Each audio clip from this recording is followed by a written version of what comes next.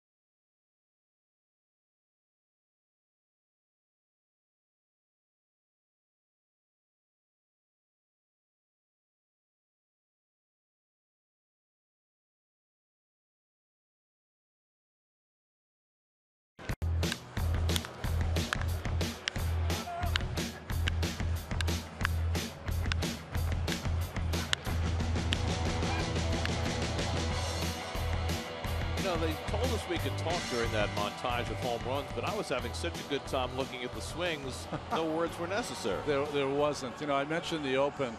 If you play hockey, you like fast ice, right? If you play golf, you want the wind behind you. Basketball, a forgiving rim. Well, that's kind of what you have here at Citizens Bank Park. You just feel, as a hitter, I mean, you just feel so comfortable up at the plate, especially when these Phillies pitchers haven't been brushing the Mets off the plate. A lot of comfortable swings. And the comfortable swings have been decidedly one-sided. Yeah. The Mets have hit 10 home runs in the series. The Phillies have hit none. In fact, the Phillies are in a monumental early season offensive drought. It's, you know, I think last night when you saw Andres Blanco, who probably had the best offensive night despite his gaffe on the bases, batting third. You know, I mean, he's a capable player. He can really help your team, but he's a 7th or 8th place hitter, not a 3rd place hitter. Phillies have, in 15 games, accumulated a total of 100 hits. That's the fewest hits they've had in their first 15 games of the season since at least 1900. So it just gives you an idea how offensively challenged they are right now. And if you're a Philadelphia pitcher and their starting pitching has been pretty good, yes, you've got to feel as though when you take the mound, you got to throw a shutout. Well, you have to give 6 or 7 strong innings. And Hellickson, it's on Hellickson tonight. The Mets, on the other hand, have scored in the first inning in every game on this road trip, and that has certainly put them in good stead as far as giving their pitchers early support. And here is your Geico Mets starting lineup for tonight, and not surprisingly, Terry Collins isn't messing around. He's going to go with the same lineup that produced 11 runs, 12 hits, 6 home runs last night. Neil Walker on an incredible tear right now. 5 home runs in the last 5 games, including 3 as a right-hand batter, as many as he hit in the last 5 years combined. Well, Jeremy Hellickson, who was the American League Rookie of the Year with the Tampa Bay Rays, and that's really impressive because remember, that was in the American League East. When that American League East, every single team was tough. He started his career 27 and 21, Gary, but since that time is 23 and 28. Defensively, some changes for the Phillies as they're trying to find some magic. Low moves from right to left. Peter Borges back in the lineup. Herrera is going to be leading off for them. Akel Franco at third base made some great plays in this series. Freddie Galvis, Cesar Hernandez back at second base. Ryan Howard, who had a big error in last night's game. And Chooch, my favorite of the Philadelphia catchers, Carlos Ruiz behind the plate. Phillies did make one change after the game yesterday, and that was to their bullpen. They sent James Russell, who has been struggling down in the minor leagues, and they brought up another former American League Rookie of the Year. That's right, Andrew Bailey, Rookie of the Year with the Oakland Athletics. You know, it was funny, last night's game when we were watching James Russell pitch, remember I said, you know, it's sometimes you're pitching for your job in April. I just felt like he was going to be in trouble, and sorry he is. Well, Pete Buchanan and his staff trying to do anything they can to shake the Phillies up. They've got outstanding starting pitching. They lead the league in strikeouts, their pitchers do. But the bullpen and the lineup have not held their own. And it's not entirely surprising, but remember, this is a Phillies team that beat the Mets 2 out of 3 in New York. Got off to that kind of a start. And the Mets trying to return the favor here and one-up them by getting themselves a sweep. Curtis Granderson will lead off. Our director Bill Webb, over and under is 24 shows of the defense shifted over. This is number 1. With Franco, the third baseman, playing on the right side. Hellickson's first pitch of the night to Granderson is low and inside, and we're underway. Hellickson beat the Mets in the rubber game of that series in New York, went 5 2/3, allowed 2 runs, 3 hits. Curtis Granderson snapped an 0 for 10 spell with a home run his last time up last night, and became the second Met player in the series to almost hit himself in the face. On the board in right center. Big new board in right field, which has the hitter's visage. Duda did it the first game, and Granderson nearly did it last night. Well, 2 of the themes to watch.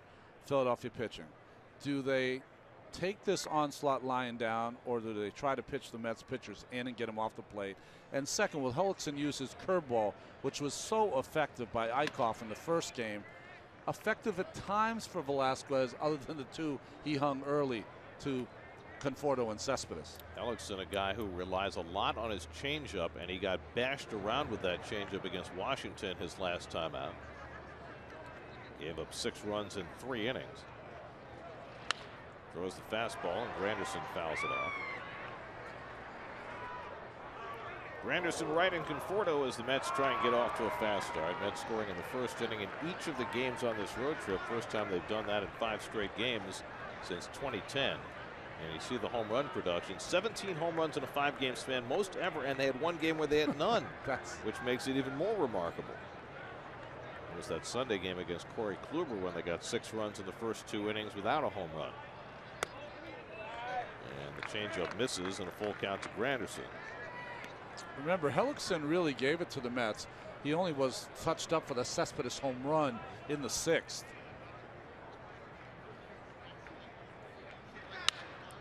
Granderson reaches for one and fouls it down the left field side. Galvis giving it a run, but it's in the crowd. Oh, good hustle by Galvis. Galvis playing alone on the left side of the infield against Granderson in the shift. What's that phrase? Pepper pot? Galvis is that kind of player. I like watching him play. He's always hustling. Better hurry up. He's tying his shoe. Okay, got it done. This will be the 8th pitch of the opening at bat to Granderson.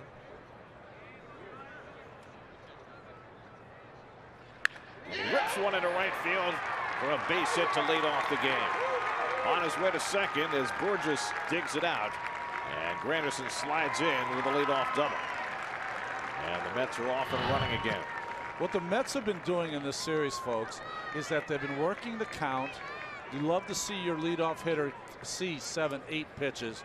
And then when they get their pitch up in the strike zone, they're not missing it. They're not fouling it back. They're putting it in play and putting it in play with some muscle. So an RBI chance for David Wright. David's gone 3 for 10 in this series with a double and the 2 home runs he hit on Monday night.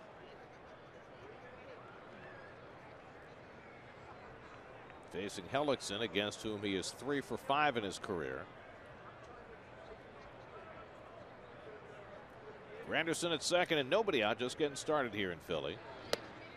And David goes after the first pitch changeup, 0-1. You know, Gary, the one thing we didn't mention in the open is that when you're hitting all these home runs, you have to remind yourself as an offense, just keep looking for the ball, hitting line drives, hitting the ball hard. Don't start going or attempting to hit home runs.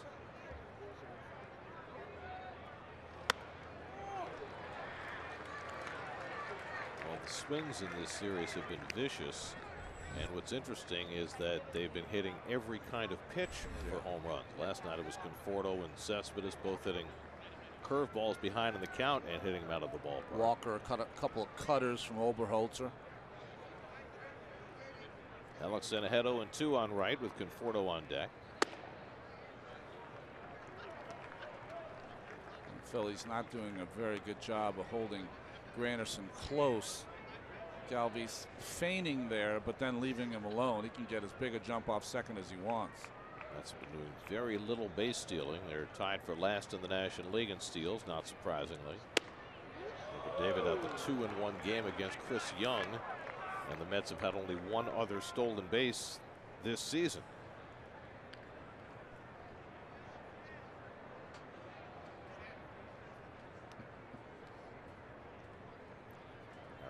With his trademark scowl. 2-2 to right. And David goes down swinging for the first out.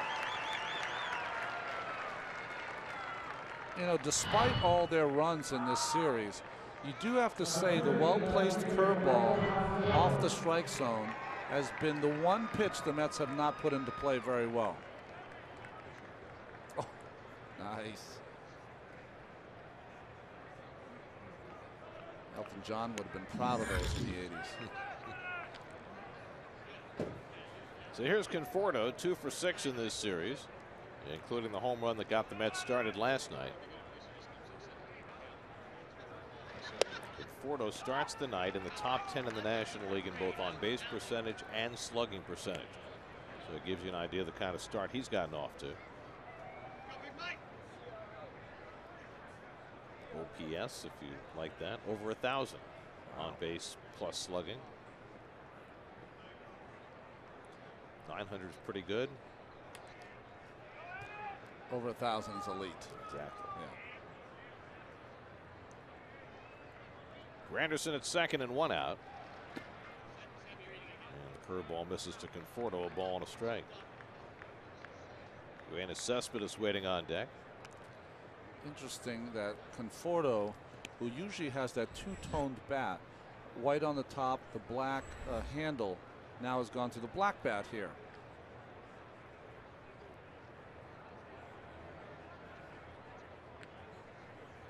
Wonder if it's a different size and weight or just a different color. Hellickson is not a hard thrower. I'll have to ask Michael. Well, I'm not going to Atlanta, but at some point ask him, because some hitters do. If they're facing a guy who doesn't throw as hard, they might go up a half an ounce on weight. Syndergaard, guy's going to be bringing up fungos. Could be one of those -7 Little League bats.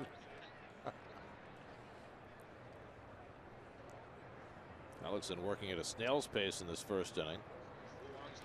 And Conforto takes one of the dirt, not far enough away from Ruiz for Granderson to make a break. And now Hellickson finds himself behind 3-1. Again, not particularly fast runner, but great quickness by Ortiz, not only to block it, but to get out and make sure that Granderson doesn't advance. Chooch is now 37 years old, plays usually 1 day out of 3, getting the start for the first time in this series.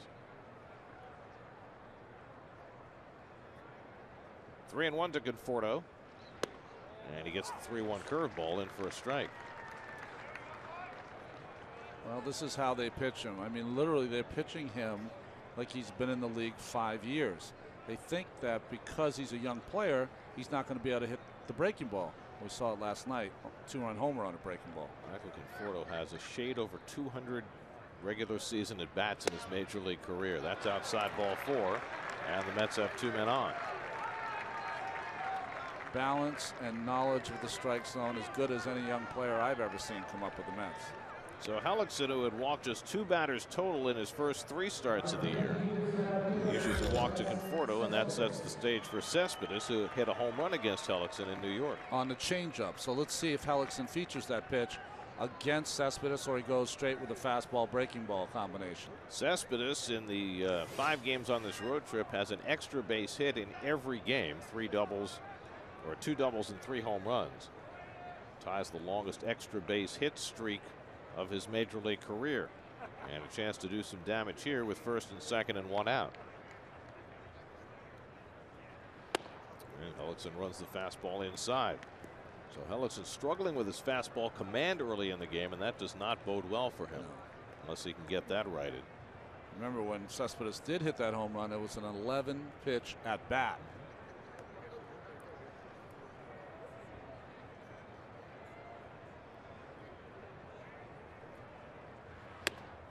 There's a strike. Hellickson pitched last year in Arizona, went 9-12, ERA over 4.5. Got traded for a rookie ball pitcher, Sam McWilliams, who's just 20 years old, filling out a spot in the Phillies rotation and otherwise young staff. Good cut by Cespedes, 1-2. Interesting, 3 fastballs in a row from Hellickson. Doubt you'll see a 4th. You might see that same breaking ball that Hellickson threw to David Wright. Off the plate and down.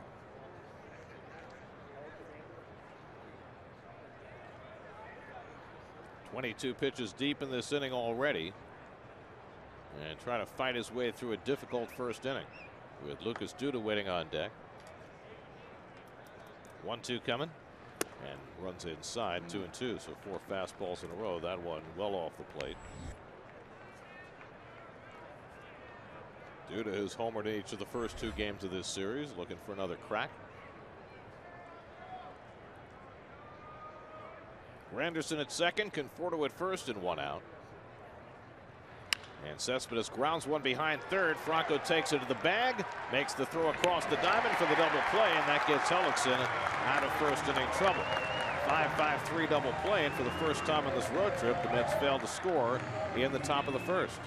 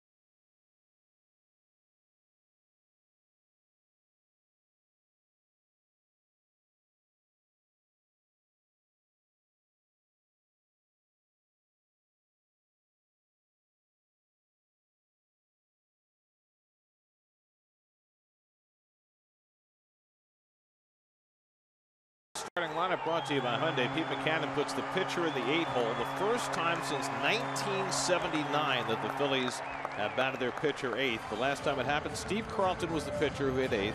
And the guy who hit 9th, Bud Harrelson.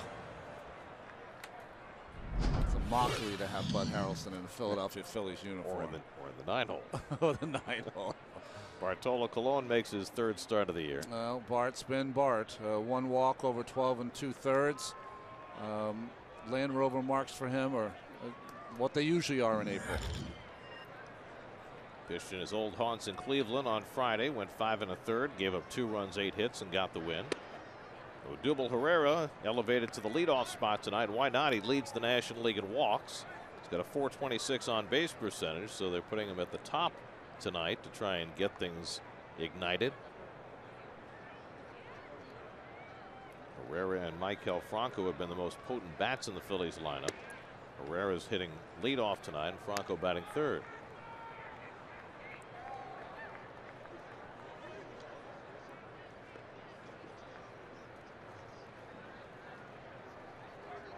Herrera 2 for 6 in this series. And he goes after the 2-0 fastball with gusto, 2-1. 88 miles an hour from Bartolo, but 4-seamer up in his eyes. It's got to be difficult if you're playing for a team that's just not scoring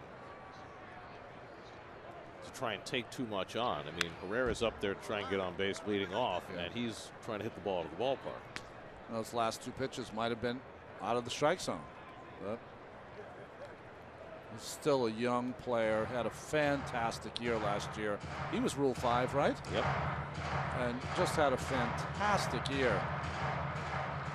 Trying to improve on that this year. At .297, good on base percentage. Learning to play the outfield last year after the Rangers had him as an infielder in his minor league career. And he chases another high one. Bart dials it up to 92 and gets the strikeout to start his night. Well, Bartolo's so smart. So after the 2-0 pitch, he chased up. He chased the 2-1 pitch up. So he said, let me just go a little higher. It's like the professor out there. Professor is going to be 43 next month. He should be wearing patches on his elbows. Well, he as a professor, he's young and tenured, I'm sure. He's well tenured.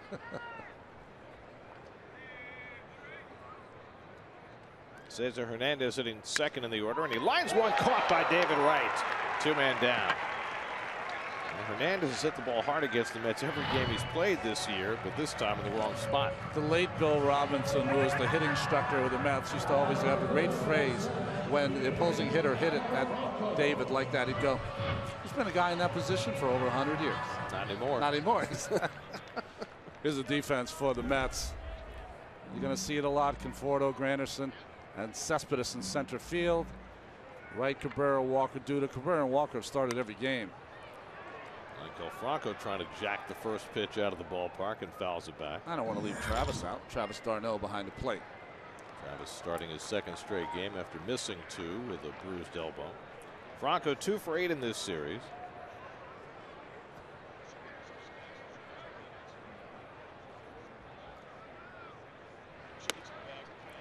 Goes after pitch on the outside part. 0-2. Bartolo has great movement, but what he has even better than that, he knows how to control the movement.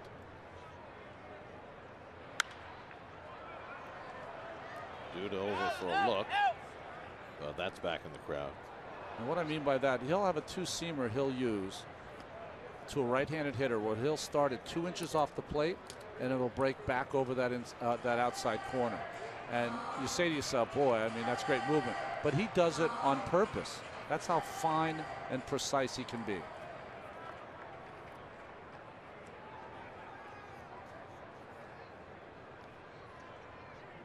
Ahead on Franco, 0-2. He misses with the slider. Ryan Howard, who homered against Colon for the game's only run, first time Bart faced the Phillies this year, is waiting on deck. Let's see if Bart comes inside with a fastball after the slider away. Yeah, there he goes. Fastball in.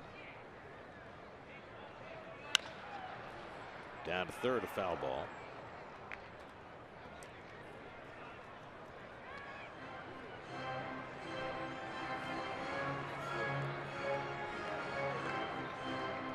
Bartolo is so fun for me to watch, folks, because late in my career I tried to make the transition that he has made. Couldn't do it. I was not precise enough and had the right control as Bartolo has to be able to pitch into his 43rd year. Well, to be fair, few have. Strikes out Franco with a slider away. 2 strikeouts in the opening inning for Bart.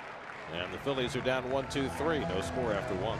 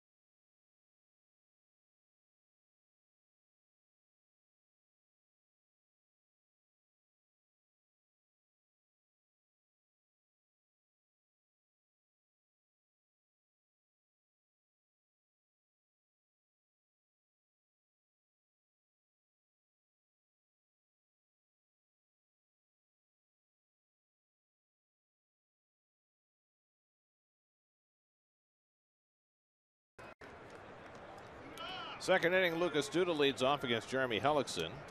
Duda has homered each of the first 2 games of this series, and each one has been an impressive blast.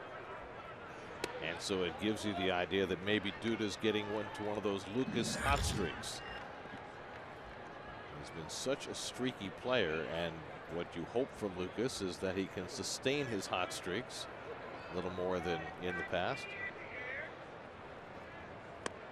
You know, my memory has not served me well here. Was he just as streaky 2 years ago when he had his 30 home runs? Maybe not quite as okay, much. Yeah, last year was the epitome of streakiness. He punches one the other way right near the line, and that's a fair ball going to the corner. Lowe gets it in quickly, but Duda stands at second base with an opposite field double. Well, there's nothing you can do there if you're Hellickson. He made a proper pitch. He made a pitch inside. It's in on his hands. He fights it off and didn't go the other way. He just was late, and it sawed him off, but it produced a double for Duda. So the second straight inning, the Mets have had a leadoff double. And now the red-hot Neil Walker, who has 5 hits on this road trip, and all have been home runs. So he's got this odd mix of stats right now. His on-base percentage for the year is .245 because he hasn't drawn a walk. His slugging percentage, .585. That'll even out over the course of the year. That one pops out of Ruiz's glove, but Duda stays put.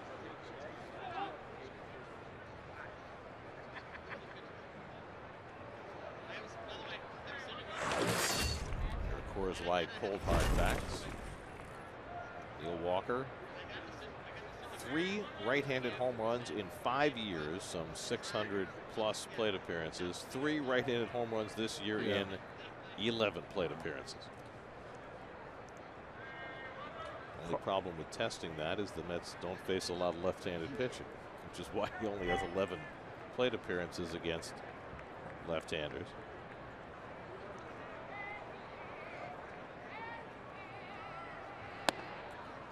Well, we were showing you that graphic on Walker. Ruiz had to go out to talk to Hellickson because he got crossed up on that ball. I mean, pretty hard to get crossed up when you already had a guy on second in the first inning. Maybe one of them changed the signs and the other didn't. Punched into center field, falling fast for a base hit. Duda had to hold up to make sure, so he'll pull in at third. So Neil Walker gets something other than a home run. A single to center field, and the Mets have first and third and nobody out. Well, line drive to center field. Got in on Walker just a little bit, but I think Lucas Duda did the right thing. It's a line drive. You got to freeze. Doesn't have tons of speed, so just moves up one base. So runners at the corners with nobody out, and a chance for Asdrubal Cabrera to get the Mets the early lead. Cabrera 3 for 7 in this series.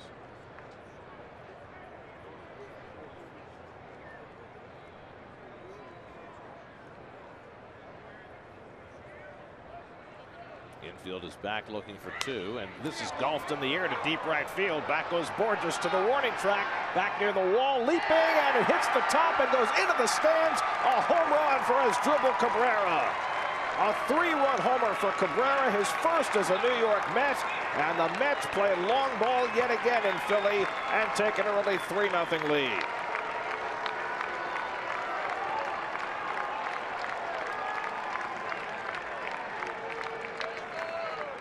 See the umpires talking because Dana DeMuth never signaled a home run, and now he wants to ask the other umpires what happened, because it did hit on the top and then it kind of dropped behind. I don't think it even went in the stands, Gary. Well, it touched the railing, or did the guy reach over and touch it with his glove in front of the railing? He did hit because it has to clear that railing on the fly to be a home run. Yeah, he did reach over and it hit his glove. Now I still think it was going to hit the top of the railing. That may be fan interference. They may take away the home run. Yeah, I think they're going to give him a base hit and it'll be bases loaded. But it definitely hits his glove, and it hits any part of the glove. I think as a crew, you got to rule that it wasn't a home run. If it hits the glove on the field side of the railing and below the top of the railing, then you've got to take away the home run. Yes, absolutely. And that appeared to be what happened there. Yeah. It came down and then it hit on the green on top of the scoreboard and then bounced into the stands. And the umpires are rightly going to go to replay here, and this is their discretion. It's not a challenge on the part of the Phillies. Home runs are under a separate provision as far as replay is concerned. It's up to the umpires to decide whether to review a home run. It's the right thing to do, because I was watching Dana DeMuth, because if I don't see it properly, I go to the umpire to see him giving the circle sign, which means a home run. DeMuth never gave it until after the fact. Cabrera was already on second base. But watch it again. Watch the fan. It's a Phillies fan with the left glove, and it touches his glove, and he's over the railing. What, a foot or so? If he doesn't touch it and it hits on that green padding and goes over, then it is a home run. Yes. But he did touch it. Are you sure? I'm pretty sure he touched it. Too, but I'm not sure he touched it. 100% sure. And if you're not 100% sure and they're not 100% sure, they got to go with the home run. But was there a ruling on the field that it was a home run? Dana DeMuth, after Cabrera got the second, gave a tiny little circle, half-hearted circle with his hands. Dana, who's been around forever. Well, it's going to be interesting to see what the replay officials come up with. Joe West's crew and Mike Winter's crew are in the bunker in Chelsea making the rulings. There's that little shelf in front of the railing. It's got to go over the railing to be a home run, but if it hits on the padding and goes over the fence, it is a home run. It's not like it bounced on the field and went over, which would make it a ground rule double. But if the fan did touch the ball by reaching over the railing, then clearly they will take the home run away, and the umpires will have to decide where to place the runner. Well, the way the Mets have gone, everything seems to be a home run, even if it isn't a home run. Yeah, really. So Cabrera, for the moment, has his first home run as a Met. We'll see whether he has it in a few seconds.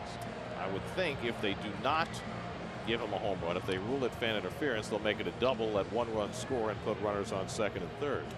Yeah, I don't but think they don't have to do it that way. They don't have to do it that way. I don't think there's any other thought really that you can say, like if you're at the home base and you see it touch his glove and it hits on top and then goes over into the stands, I don't think they could rule it a home run in that way. But it's just, you know, this is the bad part about these rulings, is just having to listen to me and you for 2 minutes do our song and dance. And this is a big one, so what are they saying? They're saying a double, 1-run scores, runners at second and third. So take the home run away. They're calling it fan interference, and it's a fan interference double for Cabrera. He gets 1 RBI rather than 3, and instead of a 3-0 lead, the Mets have a 1-0 lead. And no argument from either Terry Collins, shook his head in agreement, or Pete McCannon. Well, you know that, you know, Terry, if he didn't see it with the naked eye, had his replay people look at it, and so he knew. So it's a double for Cabrera. He picks up his 3rd run batted into the season. And now 2 in scoring position with nobody out for Travis d'Arnaud. Phillies are going to play their middle infielders back. The corner's playing halfway with second and third and nobody out. And d'Arnaud fouls one away. You know, Gary, what's lost in that play? Another professional, intelligent at bat by Cabrera. Did you see how he swung? That swing was different than any of the swing we've seen him have. He really tried to lift that baseball by golfing it in the air. Made sure at least he got 1 run home, and that's what happened. d'Arnaud just 4 for 30 to start the year, 1 for 5 in this series. Goes after the changeup and misses, 0-2. So Walker at third, Cabrera at second with nobody out. Well, the Mets were unable to score in the top of the 1st inning tonight. They waited all the way to the 2nd inning.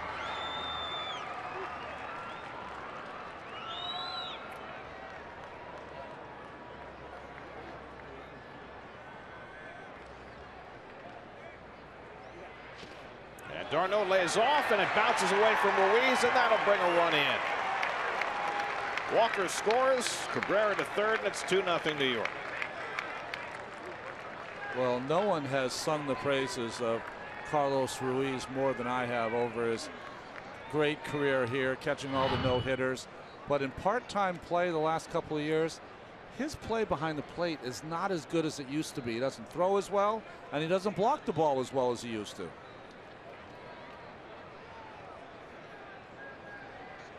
Ball bounced into the dugout, so there was no chance for further advance by Cabrera. Now the infield will come in with Cabrera at third and nobody out. And d'Arnaud pulls it down to Franco. Makes sure that Cabrera stays put and gets the out, the first of the inning. Well, I don't know who taught Mr. Franco how to play third base, but he totally understands the game at a high level. Made that play, looked the runner back, and then fired it over there to first base. I mean, I know it's a simple play, but I see a lot of guys don't do that. Fired to first base, but Ryan Howard made a simple play difficult. Well, that's a whole nother story. Okay, so is the squeeze bunt a possibility with Bart at the plate? Yeah, I think it is. My thought, though, with the way the Mets are hitting, is that you let Bart take his at bat with 1 out. If he doesn't get the job done, you get Curtis up. You know, so you don't want to get yourself out of an inning. I misunderstood what you were trying to say. I thought you were going to say the way the Mets are hitting, maybe Bart hits it out of the ballpark. Oh, come on. We can't go that far. If that happens, I'm leaving. 218 career at bats, no home runs. Takes the breaking ball for a strike. Well, Bart's the only pitcher I know that hit a home run in spring training. You know, while the pitchers were just hitting, and it made Twitter and whatever, but they say he routinely hits a lot of home runs when he's taking batting practice. He's a big guy. He's got a lot of power behind that bat. And at least there's 1 foul. So even with foul balls, make headlines. See how happy the fans are just to see him make contact. Even his teammates. Look at Wilmer. He's just he loves that. It's a comedy show. But I'll tell you what, he's become a much better hitter in the last 2 years. Chases the breaking ball there, and Hellickson has the strikeout for the 2nd out.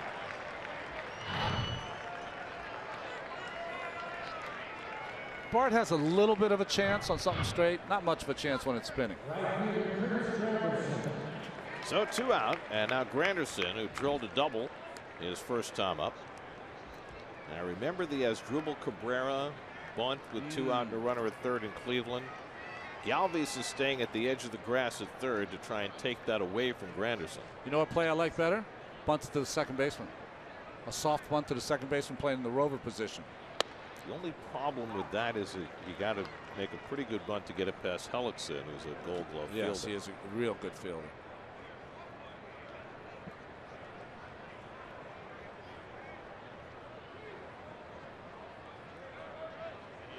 In fact, Jeremy Hellickson's one of only 2 pitchers in history to win a Rookie of the Year and a Gold Glove. Wow, that's amazing. The other one is Fernando Valenzuela.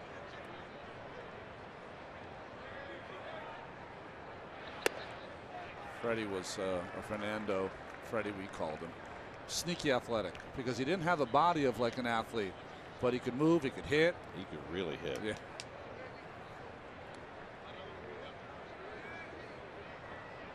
Two and one to Granderson. And the curveball fouled off. I remember the Dodgers played a 22-inning game. I think it was against the Phillies, might have been the Expos, but anyway, Fernando wound up playing first base in that game. Well, he was the only pitcher I've ever seen that when we would get to the ballpark in Los Angeles, he had his own pitching guy throwing him batting practice every day. Every day he took batting practice. Inside, it hits Granderson, and that hobbles him a bit. It's the second time in 2 days that Granderson's been hitting the leg by a pitch. Seemed like he was hitting the foot yesterday, and this one right off the top of the knee. Oh, that hurts. And he's trying to shake it off at first base. First batter Hellickson's hit this year. He's not like Ryan Howard. He doesn't have a lot to him, Curtis.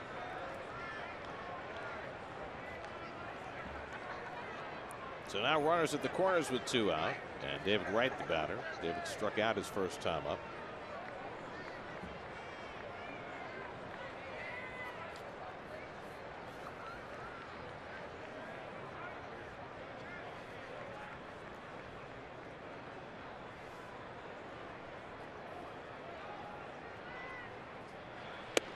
Granderson's double in the first and Duda and Cabrera's doubles here in the second. The Mets now have 19 extra base hits in this series. 19 extra base hits in 20 innings. 19 extra base hits. How many hits do the Phillies have in the 3 games? Not many. Right. They still haven't had 10 in a game this year. They had 7 in the first game, 9 in the second. So they have 16. And the Mets 16 hits, and the Mets have 19 extra base hits. Going a little lopsided. 1-0 to right, trying to make it more lopsided. And he drives one to left, but right at low, and he's got it to retire the side. So the Mets settle for 2 runs after Cabrera's apparent home run was overturned. Middle of the second, 2-0 New York.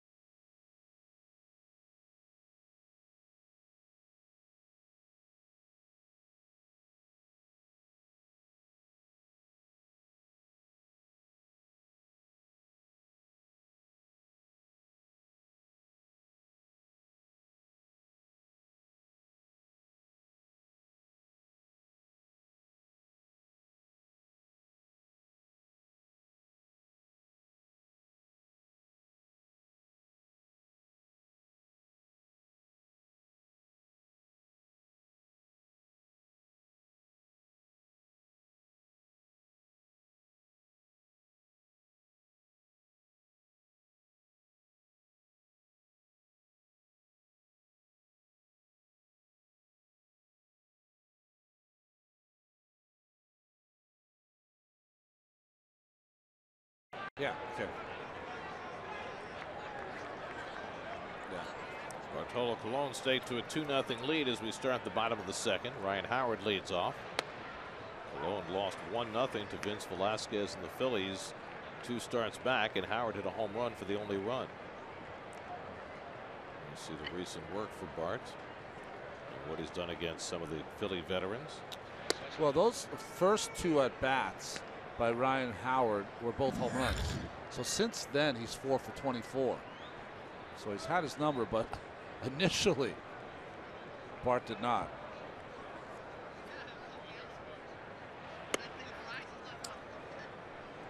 So 4 for 24 since the 2 home runs, but he had another home run among those 4 for 24. Well, the issue for Bartolo against Howard is more of a, how do you say, he's a guy that likes the speed around 88, 89, 90 miles an hour. Anything harder than that, you can throw it by him.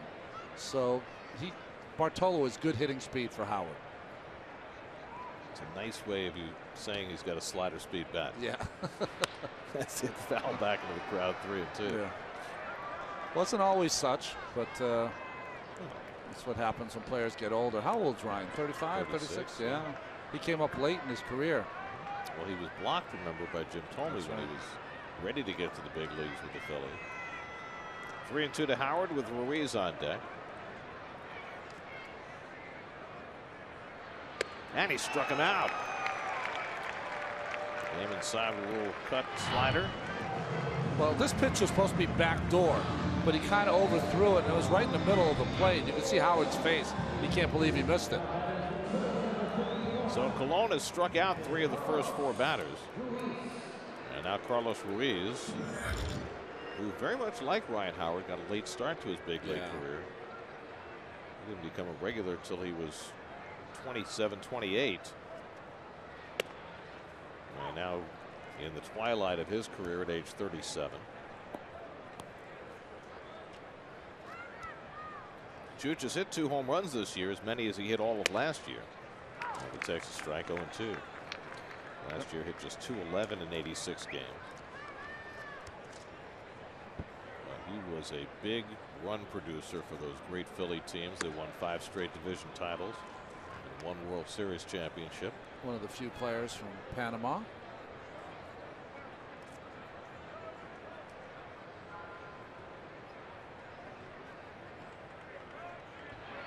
Good to see his countryman Ruben Tejada back in playing with the Cardinals after a hamstring injury. Panama's an interesting country because they had such a huge influx of Asian laborers that came to fix the Panama Canal.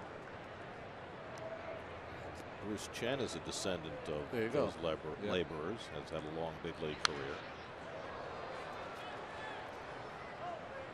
Bruce is an interesting guy. You ever get to talk to him? Yeah, I have. He's a brilliant guy. Great to be around. I'd be very surprised if he doesn't have a pretty high-level job in baseball at some point. Bruce will always be the answer to a great Mets trivia question. There's the 1-2. That's laced into right field. And a base hit for Ruiz. So the Phillies have the first base runner of the night. Bruce was the starting pitcher in the game Piazza hit a home run the first game back in New York after 9/11. Oh, geez. That is a great trivia. I did not know that. And who pitched for the Bravos? Well, I know Steve Carsey gave up the home run. Did Smoltz start that game?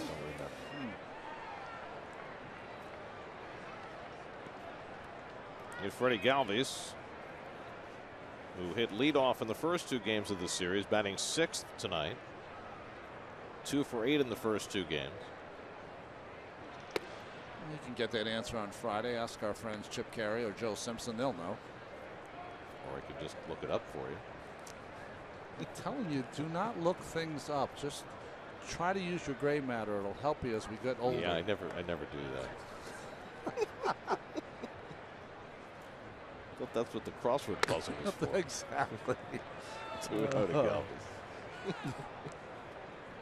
Yeah, I treat the crossword puzzle like it's going to take care of all my ills as I get older. How's that working for you? I don't know. We're starting to forget things.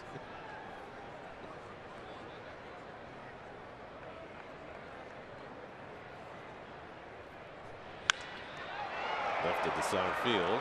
Cespedes has to range back to the warning track, back at the wall, and it's out of here. That ball really carried off the bat of Freddie Galvis.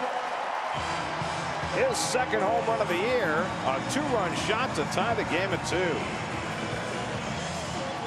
Well, the wind is blowing out just a tad tonight, and I don't know whether it got into the wind or it just had great carry on it, but that ball looked like a routine fly ball off the bat, and it went. You know, when he hit it, I thought he hit it pretty good. I did not think it was going to be a home run. So this ballpark is one of the few. Now, the Mets have been the recipient of a smallish ballpark, but everything is great about this park. It could just be a little bigger, I think, to make it more fair. Well, that is the Phillies' first home run in this series. Mets have hit 10. Now David Lowe, the batter. All right, I've got your answer, and I should never have forgotten this since he's a native New Yorker. Jason Marquis started that game that's for the right. Braves. Staten Island guy, right? Yep. Tottenville High School, maybe?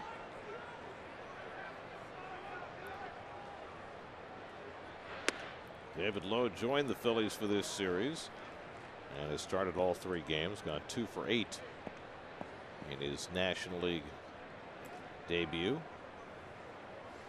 Previously played for Kansas City and Baltimore. I was recently in Staten Island on Sunday. Got to see our good friend Dominic, who took me to Campagna for unbelievable pizza. Very nice. Pizza and Sunday gravy was my reward for going to Staten Island. I was actually in Staten Island last month as well, which is very rare for me. I was at Wagner College doing the Northeast Conference Championship game. There you go. That's lined the other way, a base hit. So 3 straight hits against Colon, and Lou is aboard. Well, we mentioned this the last 2 seasons for Bartolo. When he struggles, the ball is up. Now, that happens with a lot of pitchers, but for Colon, it's so evident because when he's up in the strike zone, it doesn't move. And if he doesn't have movement, that's how he gets outs, is with his movement. If he's above, at the waist or above, he's going to have a rough game. So here's the pitcher, Hellickson, hitting 8th in the order, and he bunts one foul. Hellickson, for a guy who began his career in the American League, is not a bad hitter. 2 for 4 this year, 12 for 51 for his career. So it's like you were talking about with Valenzuela. Not only can he field, he can hit too. Well, you mentioned he was a great basketball player, right, in Iowa? Like he was a great athlete growing up. But he misses on the bunt attempt, and it's 0-2.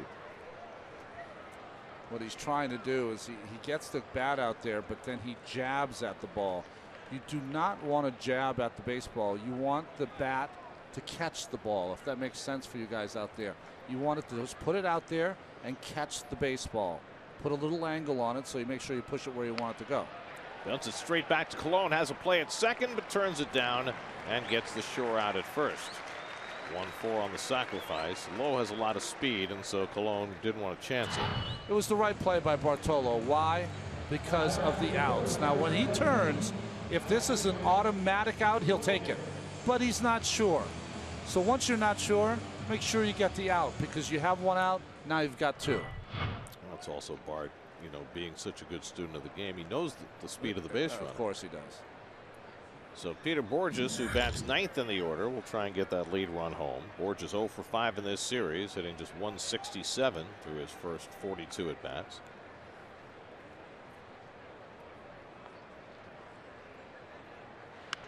I asked Terry Collins today, after looking at the Phillies lineup and seeing the pitcher batting 8th. You know, Terry batted the pitcher 8th frequently last year. I said, "Are you done with that now?" He said, "Well, it's more a matter of our personnel. If we have Juan Lagares in the lineup, then it may be something that he still think use. about." Yeah. Gives you that second leadoff hitter. I think you also, because he's gotten off to such a quick start, I would want Asdrubal Cabrera to have a hitter behind him right now. Just you don't want to have a pitcher and then all of a sudden him getting pitched around a little. Well, there's no reason to have a guy like Darno in the 9th spot. That's right. So yeah, you want speed, like a double leadoff kind of guy. That's how most teams treat it. If they play the American League game, they'll put a speedy guy 9th. Mets just don't have a lot of those guys. They're a very different kind of a team than they were a few years ago. Very power oriented now without a lot of speed in the lineup. You know, we've watched Bartolo pitch enough that we know that when he's on, you'll see 90% fastballs. When he's not, he recognizes that, and that's why you've seen already a half dozen sliders, is that he doesn't like his control with his fastball, so he's trying to go to plan B until he gets that control back. Takes a look at Lowe. Walker was still far away enough from the bag that there was no play. You know, he struck out Howard, but it was on a pitch that was very hittable up. Ruiz hit a slider that was up. Galvis hit a fastball that was up. Lowe hit a fastball that was up. So 1-2 to Borges, and the fastball lifted to right. Granderson over, snags it in fair territory. That retires the side, but Freddie Galvis with a 2-run homer to get the Phillies even. 2-2 after 2.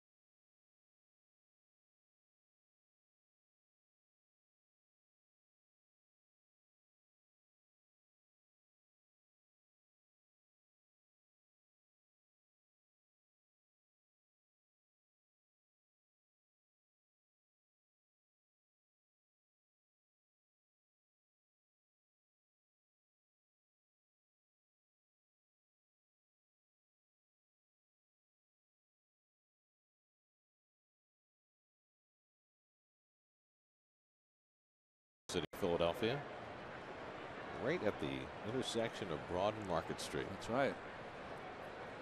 Michael Conforto leads off in the third inning in a 2-2 game. Conforto walked his first time up. Did you tell me there was a time that no building could be any taller than that building? Any taller than the brim of William Penn's hat. Oh, wow. William Penn, his statue sits at the top of City Hall. And then I think it was in the late 70s they made a waiver for several buildings. They still don't have what you call skyscrapers in Philadelphia, yeah, but several buildings that are taller than Billy Penn.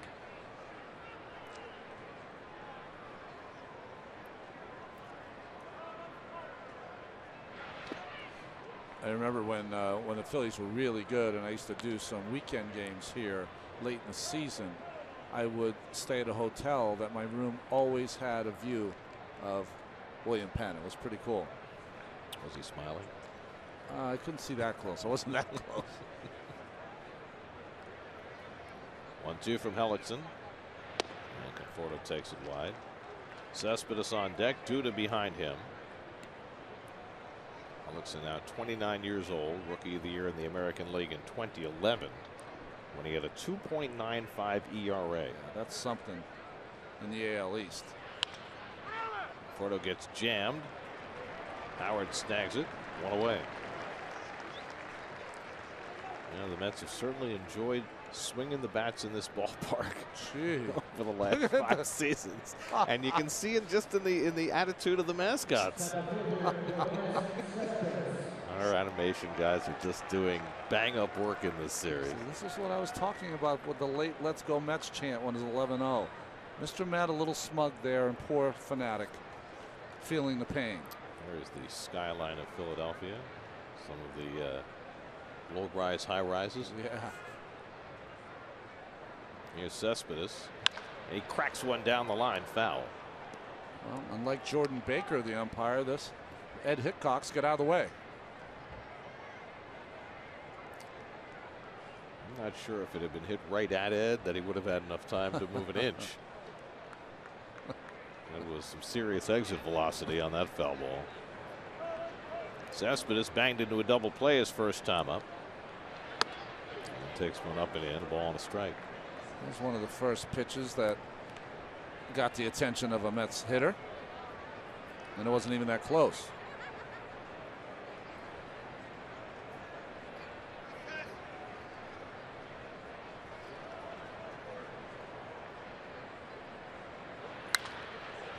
Off foul.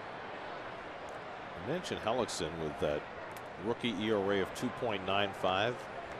The last American League rookie qualifier who had an ERA under 3 before Hellickson, you got to go back to 1990 when Kevin Apier for Kansas City had a 2.76 ERA. I mean, was he the human rain delay or what? We got to watch him for a couple of years in a Mets uniform. I mean, when I pitched against Kansas City Royals when I was in Oakland, if I saw I was going against Kevin Apier, I would hang my head in shame. And he was really good. He was. He had some really good years. The Mets signed Apier to a free agent contract after Mike Hampton walked away. And Hampton was the MVP of the League Championship Series in 2000, but then signed with Colorado, and the Mets, as a consolation prize, signed Apier to a 4-year deal. Ooh. It was 4 years, $40 million, if I remember correctly, which, you know, 15 years ago was a pretty good chunk of change. Yes, it was. Still is for most people. And a check swing, he stopped it in time, 3-2. You know, by today's standards, you know, the Greinke contract, the David Price contract, it might pale, but that was a lot of money. Greinke's pitching tonight. $1 million a start he's making this year, Gary. Be nice if he had a good one. Once in a while. He may be at the top of the money chart as far as free agent pitchers. Popped up by Cespedes. Up in a silo. Howard comes in and puts it away with 2 hands. How about the free agent bargain pitcher of the year for the Chicago White Sox, Matt Latos? Wow. I mean, he couldn't have been any worse last year when he was with the Marlins.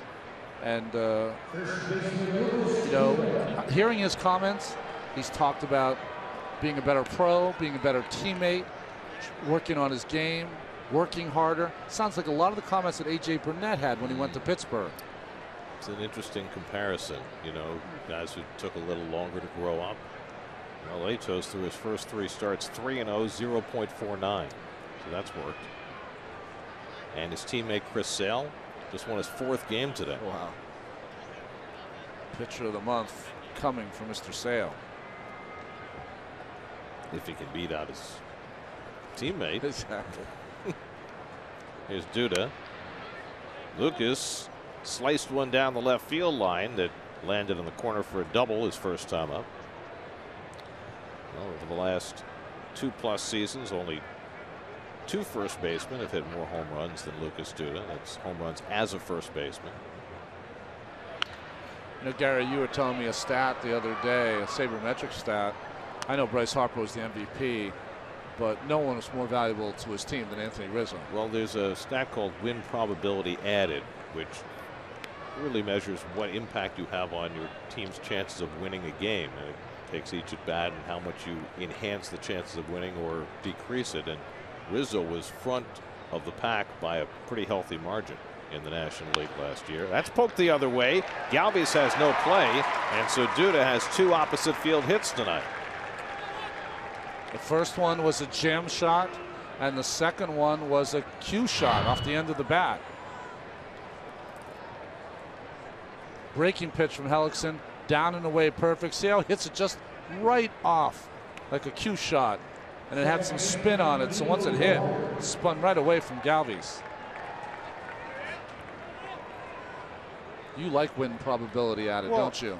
The thing about most statistics in baseball is they don't have context, right? The home run you hit when it's a 1-1 game in the 8th counts as much as the one you hit when it's 10-0 in the 8th. But games are won and lost based on what you do to enhance your team's chances of winning. Yes. And win probability added measures that. Now Harper had a fantastic year. I wouldn't take anything away from him, but he was 5th in the National League last year in win probability added. So WPA would have made Roosevelt proud. Yeah. Walker had a base hit and scored a run in the 2nd inning.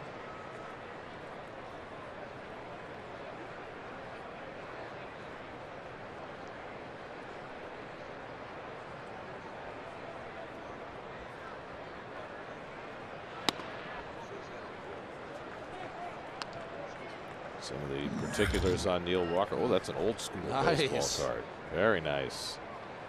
Got a little 80s feel to it. Yeah, it does. Late 79, 80. Drafted by the Pirates, his hometown team, as a catcher in 2004. First hit off Jason Mott, home run off Ted Lilly. And he's got himself another base hit. So Walker, who had been home run or nothing on this road trip, has singles in his first 2 at-bats tonight, and the Mets have 2 men on. And both of those balls not hit very well. That one off the end of the bat by Walker, but when things are going right, good things happen. Well, one thing the Mets have not done a lot of this year is string together hits to produce runs. Most of their offense has come via the home run, particularly on this road trip. Well, but they strung together 3 hits in the 2nd inning and scored a couple. All the runs last night were from the home run, right? In fact, the Mets set a club record for most runs scored in a game in which all their runs came on home runs, if you follow that. 2 on, 2 out, and Cabrera takes a curveball for a strike. Cabrera looked like he had a 3-run homer his first time up. He had one that bounced on the top of the scoreboard and went over the wall, but it turned out a fan had reached over to deflect the ball, and so he got credit for a fan interference double and only 1 RBI. Ellickson's had base runners to deal with all night. Throws a good breaking ball at the feet of Cabrera, and it's 0-2.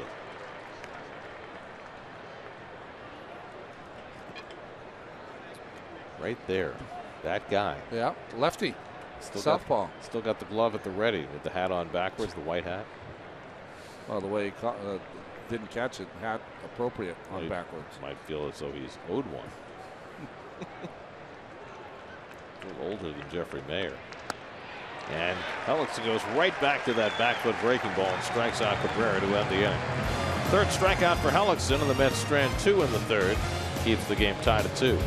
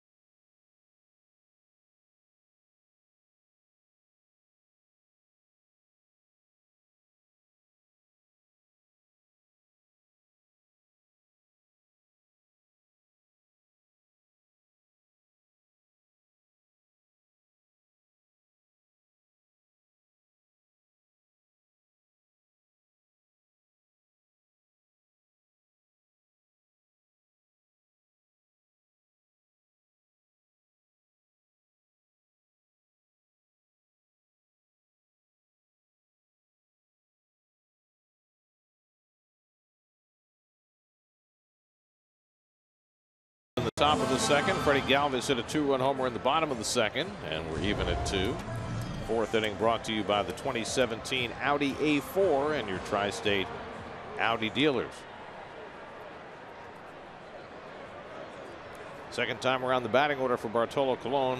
Odubel Herrera leads off. Herrera struck out his first time up. Colon struck out 3 of the first 4 batters, but then gave up 3 straight hits, including the Galvis home run in the second.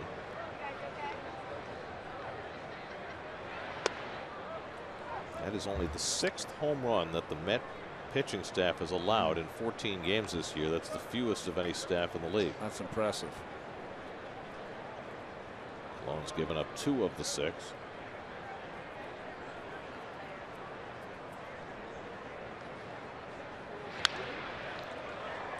Better start here for Colon. First pitch, outside corner on the knees. Next pitch, a little up, but not as up as it was last inning.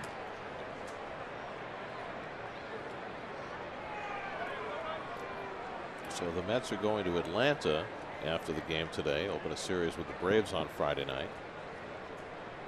Braves started out 0-9. They've won 4 in a row.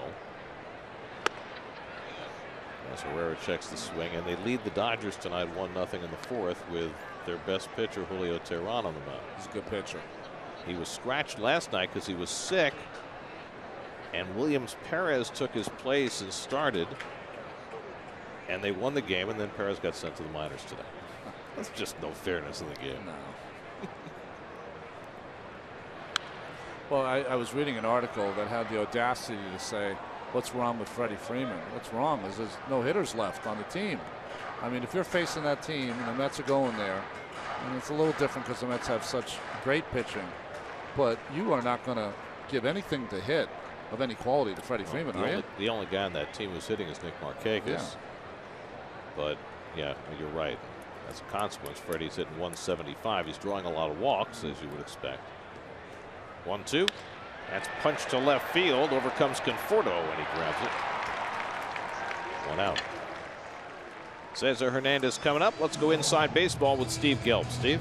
Guys, yesterday the Reds ran absolutely wild on the Colorado Rockies and starting pitcher Jorge De La Rosa. In the second inning, the Reds stole 5 bases. Now, I don't know what's more surprising, that statistic or the fact that Billy Hamilton only had 1 of those stolen bases. Jay Bruce had 2 of them, and after the game he was speaking about the 5 stolen base feet, called it a rarity like an eclipse.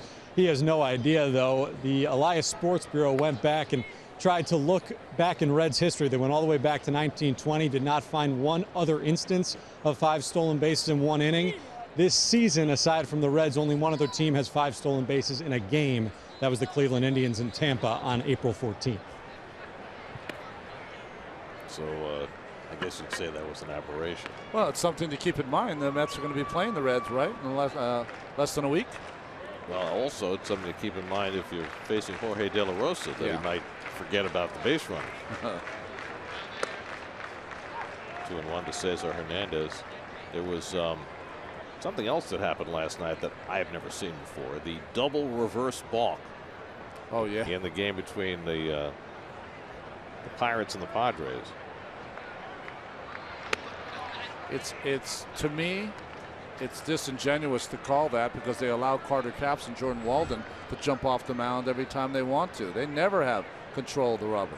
Well, what happened was there was a runner at third. I think it was Andrew McCutchen, and Colin Ray, the pitcher for the Padres, as McCutchen broke toward home plate. That's pulled down to Duda, who makes a nice diving stop. Colon to cover, close play, and he got him. Beautifully done by Duda and Colon for the second out. Well, first on Lucas's side, great anticipation and movement to his right. Gets up quick, shortens the distance, and that toss easy to Colon. And Colon, who's sneaky athletic, just beats Hernandez.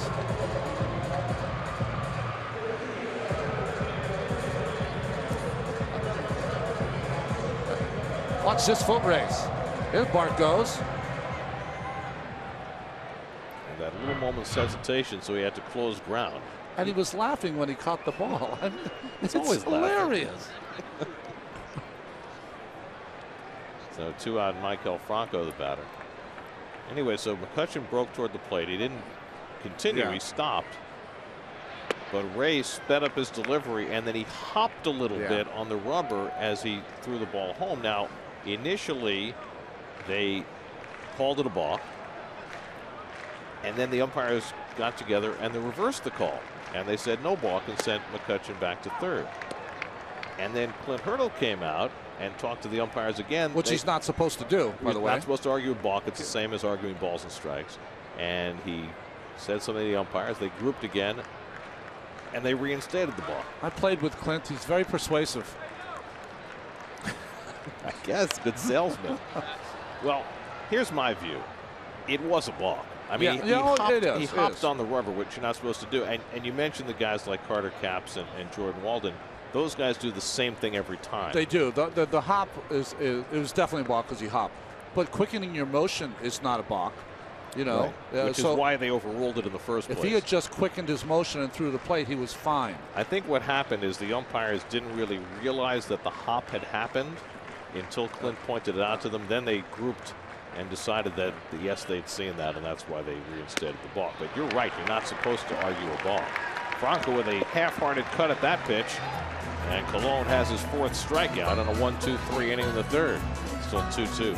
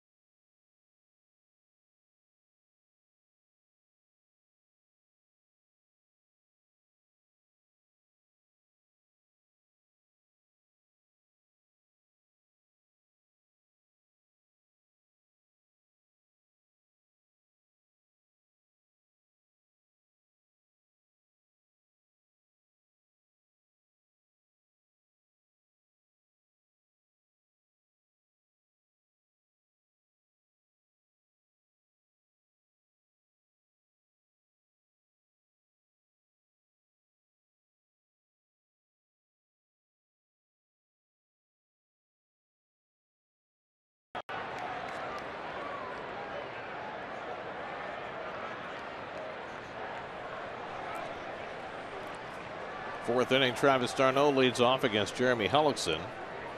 It's at 8-9-1 in the order, up in the fourth in a 2-2 game, and a first pitch curveball in for a strike.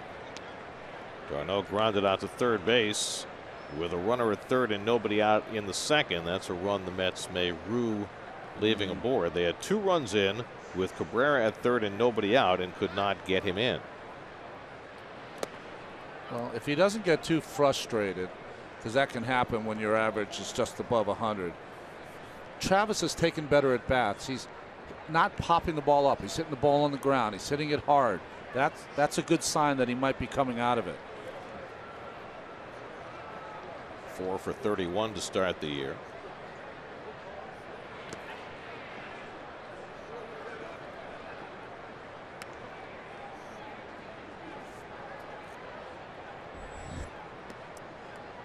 Bartolo Colon on deck, then Curtis Granderson for the Mets in the fourth.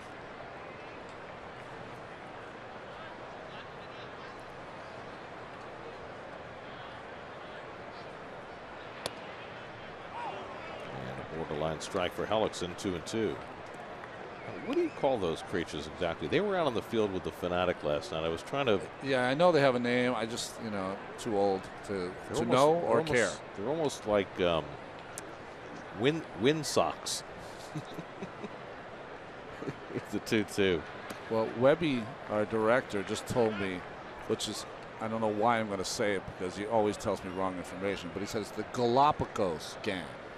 Well, that those are the names of the characters, Yeah. but what is that kind of figure with which is a person with an inflated? Oh yeah, what's that called? I don't know.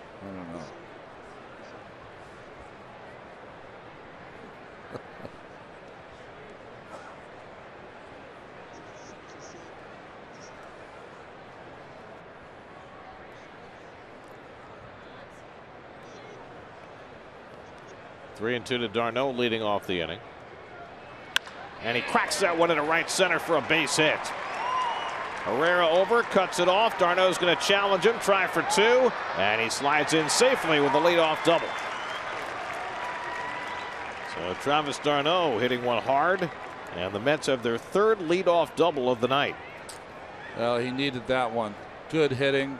You like to see all of that. Line drive, going the other way. Travis has tremendous power to right center field. See how he hit down on that ball, not up on it? Those are all things he's been doing the last couple days, not with a lot of success, but success here. Second extra base hit of the season for d'Arnaud, and now Colon will try and move him with a bunt. Bart struck out his first time up.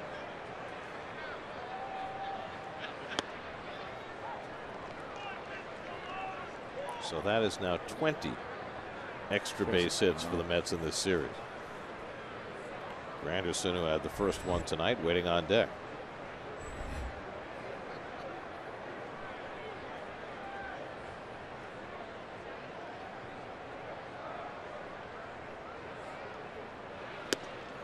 And Colon lays off the curveball, and it's 1-1.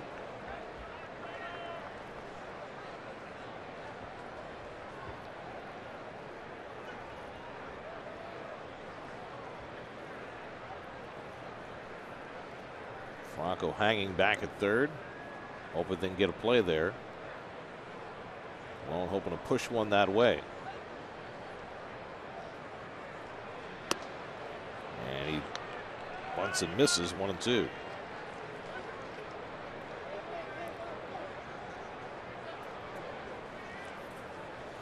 Feels as though Bartolo's made more strides with his swinging than with his bunting.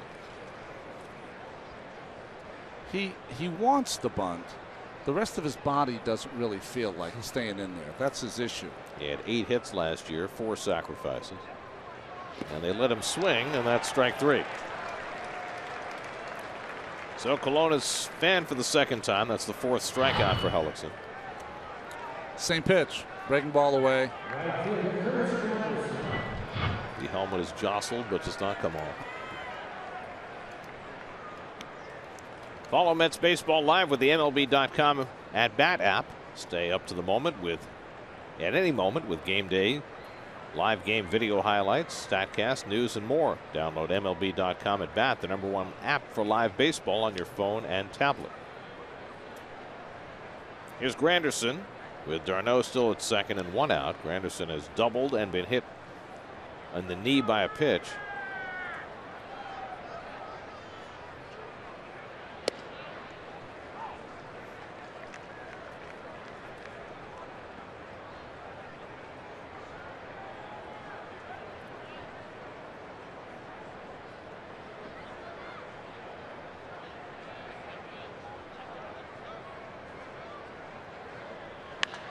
And he pops one a mile high. Franco playing right behind second base, backpedaling and stays with it for the out. That's a pop up to the third baseman in shallow center field. Try that on your metrics. When he started to back up like that, that would have been a good time for Herrera. You could see he was under distress to call him off and take that, but not a lot of experience yet for Mr. Herrera in center field. Well, you've got a kid like Franco who's a third baseman. That's not an angle where he normally catches a pop-up. Never, ever takes a pop-up like that in spring training, right? You wouldn't think. Now David Wright is 0 for 2, struck out and lined out to left. So d'Arnaud with a leadoff double, still at second with 2 out. That's with 7 hits against Hellickson, but just the 2 runs. And all the soft stuff from Hellickson befuddling the Mets hitters. Difference is that so far he's been able to keep it down.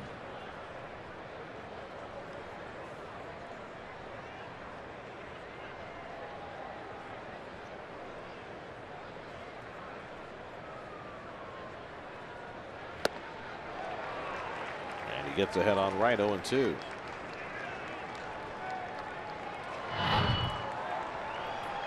Well, this is a case where if you're David with 2 strikes, you want to have that good approach. He hasn't thrown a lot of balls in for strikes.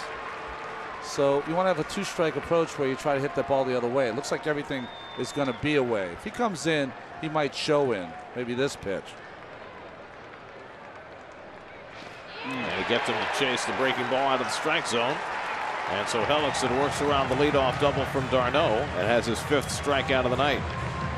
Still 2-2.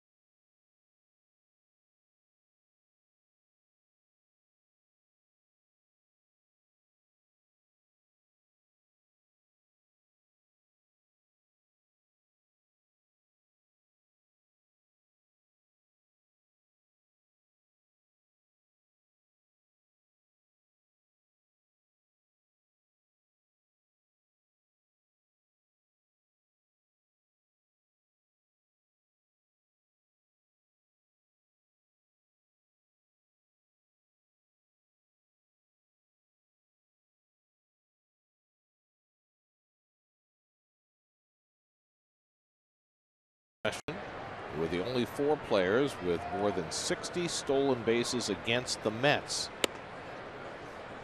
Get that right. 4 players who have more than 60 steals in their career against the Mets. Okay. All right. Okay. Wow. Interesting question. Since we were talking about stolen bases with the Reds, right? There'll be a Cardinal on there. I know that. You mean the guy who stole 50 in a row against the Mets before Mackey Sasser threw him out? That guy? The only way the Mets could stop him from stealing was to trade for him. Yeah, that stopped him.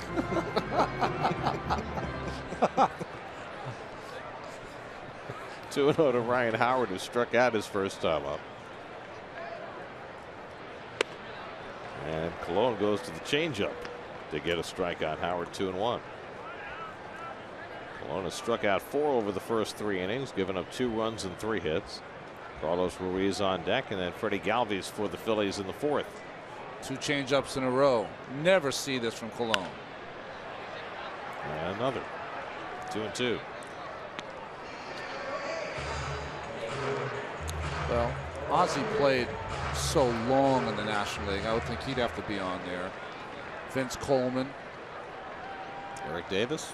Eric Davis maybe didn't play. Well, he played long enough. Wasn't in the same division, so didn't have as many games changes against the Mets. 2-2. Fouled away. Oh, Rock Tim Raines, yeah, that's a good call. I'm just trying to think of all the guys that stole bases off me. So those are all on the list. You know, during the 80s, there were so many big base stealers. Late 70s, early 80s, guys like Ron LaFleur, who was stealing 80 bases. Who was the guy? Rodney Scott. Rodney Scott. Who was the left-handed hitter, leadoff hitter for the Braves in the 70s? Oh, yeah. Otis Nixon. Otis Nixon in the 80s. It's another guy.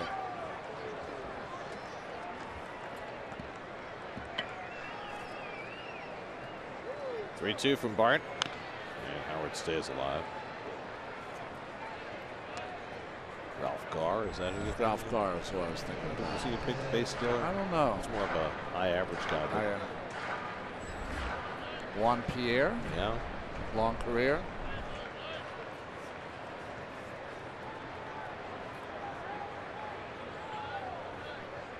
Eighth pitch of the at-bat coming from Colon to Howard, leading off the home fourth. Oh, fouls off another off-speed pitch. That's two pitches that Howard has missed. First at bat when he struck out, and that ball right there.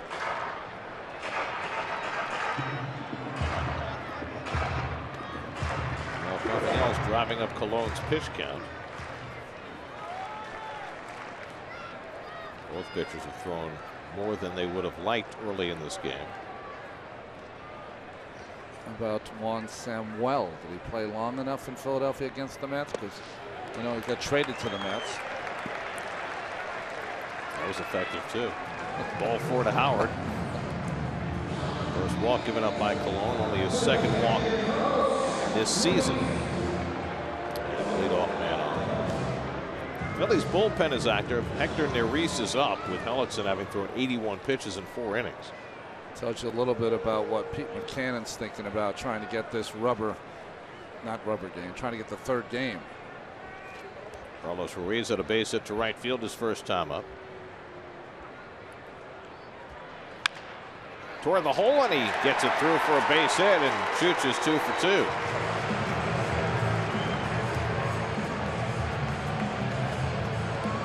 Well, Colon got it what he wanted. He wanted to throw that sinker in and get a ground ball. Better hit it by Ruiz to hit it in the hole. So Colon's got a problem here in the fourth. First 2 men on, and Freddie Galvis, who took him deep his first time up, coming to the plate. Galvis hit one out to left center that carried into the seats over near the 387 mark with a little bit of a following wind.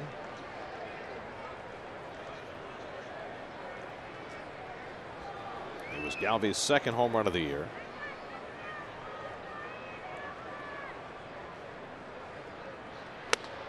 And Colon throws a fastball at 91 by him, 0-1.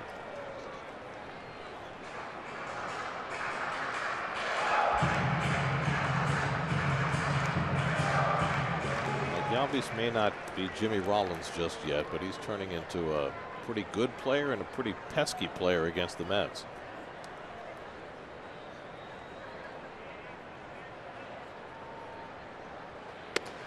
Yeah, he might have to change positions, though, because their best player in the minor leagues, they have a catcher too, but is J.P. Crawford, who's the nephew of Carl Crawford in Los Angeles. And he's a shortstop. Galvis a shortstop too, but Galvis has played second and could move over there. J.P. Crawford, 21 years old. And they think he's going to be big time. Yeah. Good hitter, good power, excellent range and arm.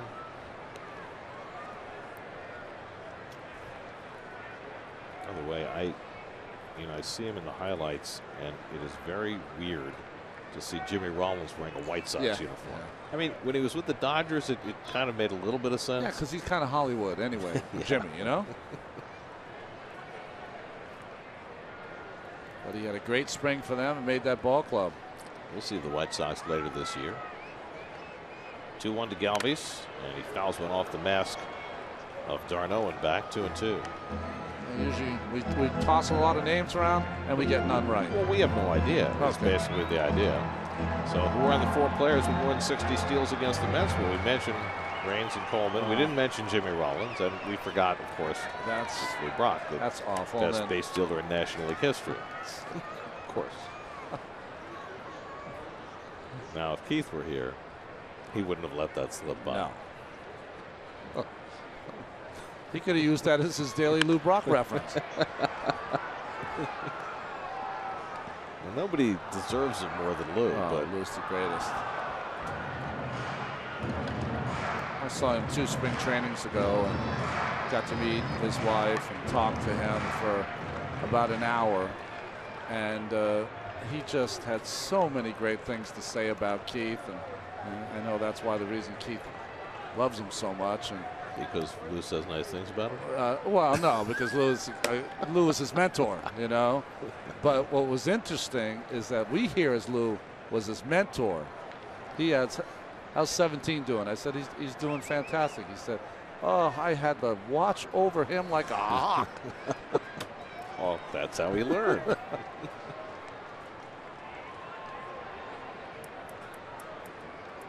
Hard work for Colon here in the 4th inning. 2 aboard and nobody out.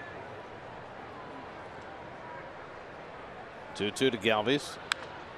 Fouls off another fastball. Bart dialed that up to 93, as hard a pitch as he's thrown all season. He's thrown hard, but the balls are finding the middle of the plate. Not hitting those corners like he usually does.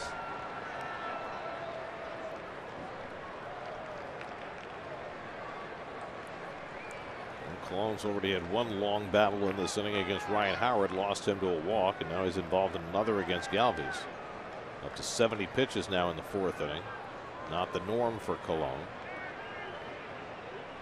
7th pitch of the at-bat coming to Galvis.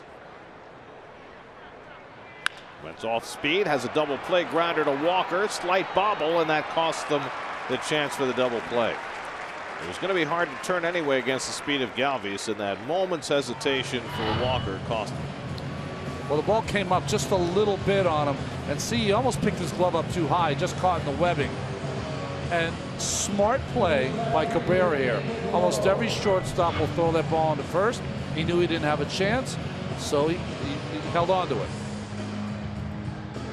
So that leaves Howard at 3rd, Galvis at 1st with 1 out. And David Lowe, the number 7 hitter, at the plate. Remember, the pitcher is batting 8th, so Hellickson's on deck, and Colon can try and use that to his advantage here. Lowe had a base hit to left field his first time up. Another left-hand hitter who would be hard to double up with his speed. Galvis picked up his first stolen base of the year in the opening game of this series. Colon, though, is notoriously hard to run against. Let's have some pitchers who are vulnerable to the stolen base. Bart is not one of them.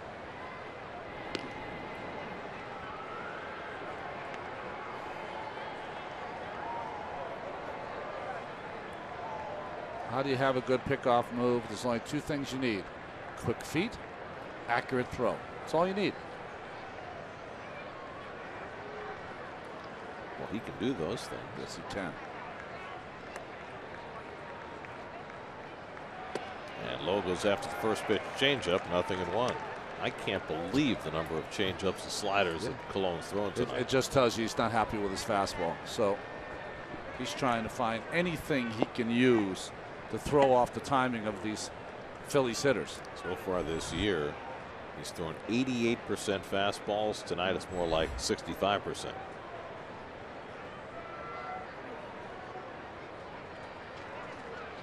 And Lowe drives 1 to right. That'll get the run in. Granderson makes the catch. Howard will rumble on down with the go-ahead run. Sacrifice fly for David Lowe puts the Phillies in front 3-2. Well, the leadoff walk, something that you never see from Colon, comes back to cost him. Good at bat by Lowe. Again, another ball hit very hard off the bat of Lowe. Curtis so deep, no chance anyways. You have to hit a deep one to get Ryan in. Yep. So now Hellickson, who sacrificed his first time up, comes to bat with Galvis at first. I don't think you need to worry about the runner too much here because the pitcher's up. You want to clear that spot. even if Hellickson is a better than average hitter for a pitcher. You don't normally want to have your pitcher leading off the next inning.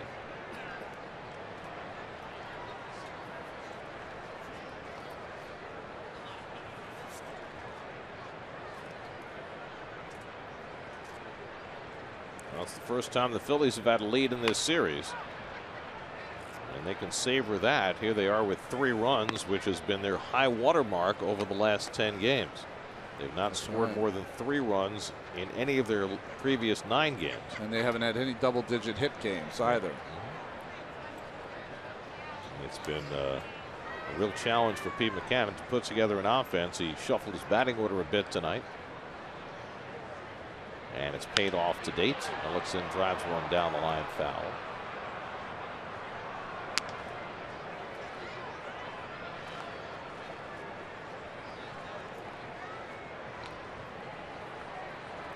Bartolo Colon about a month shy of his 43rd birthday. That's amazing. Already since age 40, he's won 14 or more games 3 times. Only one pitcher in history has done it more times after age 40, and that was Phil Niekro. Grounded out to Walker. He makes the backhand flip to retire the side, and you know, Niekro was a knuckleball pitcher. So Colon doing it in a very different fashion. Down 3-2 though after 4.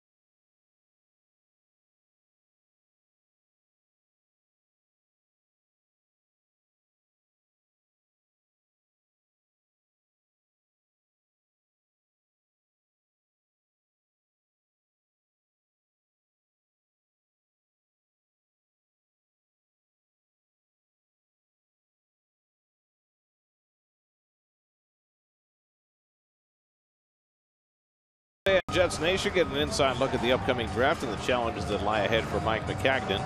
Plus, is there another former Texans quarterback on the Jets radar? It's an all-new episode of Jets Nation Sunday at 7, only on SNY. First Phillies game, maybe? Judy, he's got the right uniform on for here. Mixed family. Looks like brother and sister with one a Philly fan, one a Mets fan. Looks like we got the tiebreaker in the middle. It's good. 3, 4, and 5 in the Mets batting order. Mets behind for the first time in this series. Conforto, Cespedes, and Duda will try and change that against Jeremy Hellickson, who's given up 7 hits over the first 4 innings, but the Mets have stranded 6 runners and scored just twice. Mets have had leadoff doubles in 3 of the first 4 innings, but failed to score in 2 of those 3. And Conforto takes off the plate for ball 1. Michael has walked and grounded out. 0 for 1. It's facing Hellickson for the second time, and it's gone pretty much the way the first one did. Hellickson gave up just 2 runs in 5 2/3 in New York.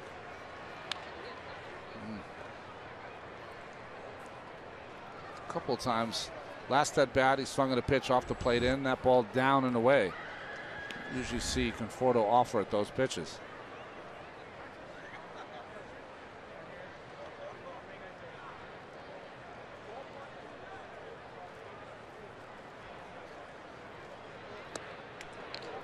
Curveball at the feet of Conforto, and it's 1-2. As he's shaking his head.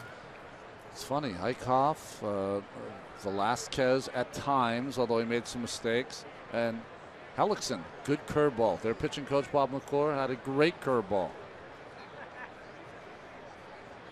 Well, if you're going to go into a game with a game plan against this Mets team right now, throwing curveballs out of the strike zone right now appears to be a pretty good game plan.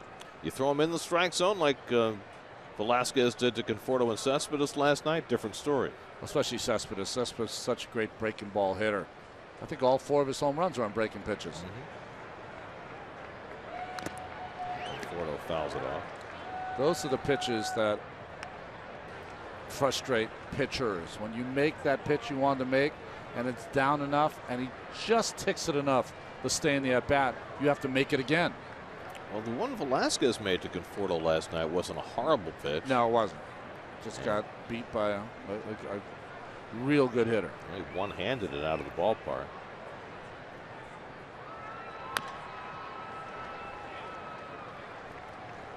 By fouling all these breaking balls off, what happens, the frustration for the pitcher is that they start to change their mind. You start to get them to think, okay, I can't keep throwing curveballs, keeps falling off. Let me try to sneak a fastball by him. And if you're a good hitter like Conforto, you're waiting in the weeds for it. 7th pitch of the at bat to Michael, and he pops it up foul. Ruiz coming back for a look, but it's out of play. Well, Hellickson had 81 pitches through 4 innings, and they had the bullpen up last inning, but there's nobody up now, and now he's at 88. Well, that's the one thing you have with Hellickson, is that he throws a lot of pitches. There's a lot of foul balls. He doesn't have that one pitch that can kind of put you away. So he's really a 5 or 6 inning pitcher at the most. And he comes inside and catches the corner to Conforto for strike 3. After all that off-speed stuff, he darts the fastball on the inside edge. Nothing you can do here if you're the hitter. It's a perfect pitch. Started inside, broke over that inside corner. I think Conforto thought it was in. To your point, Ronnie, about Hellickson, over his last 34 starts, he's gone 7 innings once. Yeah, that's not good, personally. I mean, you know, if you want to be one of the elite kind of pitchers in this league, you got to go average around 7 innings per start. Well, I think there's another way to look at it too. You know, if you're the Phillies and you're nurturing some young pitchers on your staff like Velasquez and Nola, who you're not going to overwork, particularly early in the season, you want your veteran pitchers to be able to pick up the slack and give you more innings. Bartolo Colon. Exactly. He's been great for that team, this team, in that way.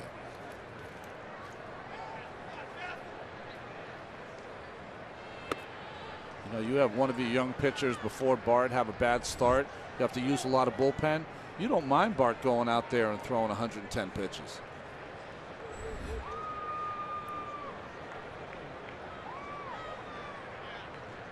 Cespedes is grounded into a double play and popped up tonight 0 for 2. He pops this one up in foul ground. And again, Ruiz back to the screen, but not enough room. You just don't see catchers catch as many foul pop-ups as you used to, because this new wave of ballparks over the last 15-20 years, there's just so much less room behind the plate. I mean, it's good for the fans, but bad at Citi Field too. And it makes it a little more difficult on the pitcher. That's why the strikeout has become so important in the game. You don't get those pop-ups or foul balls to the infielders. That's why you love pitching in Oakland. Yeah. That's driven to deep left field. Back goes Lowe, looking up, and it's out of here. Yoenis Cespedes ties the game with a laser beam home run, and the Mets get back even at 3. Well, he's hit 5 home runs now this season, and not a single one has come on a fastball. Well, last night when he hit the curveball out off Velasquez, Keith Hernandez, our buddy, sent me a text. He goes, will these pitchers ever learn? He is a great breaking ball hitter if it's in the strike zone. You know, you could bounce it. He'll sometimes throw at the top of it. But if you throw it for a strike, he's going to hit it hard somewhere. And a lot of times it's out of the park. 6 straight games now with an extra base hit for Cespedes. That's the longest such streak of his career. And he gets the Mets back even with their 11th home run of this series. Lucas Duda, meanwhile, has a couple of opposite field hits tonight, a single and a double after homering each of the last 2 nights. So Lucas putting together a big series.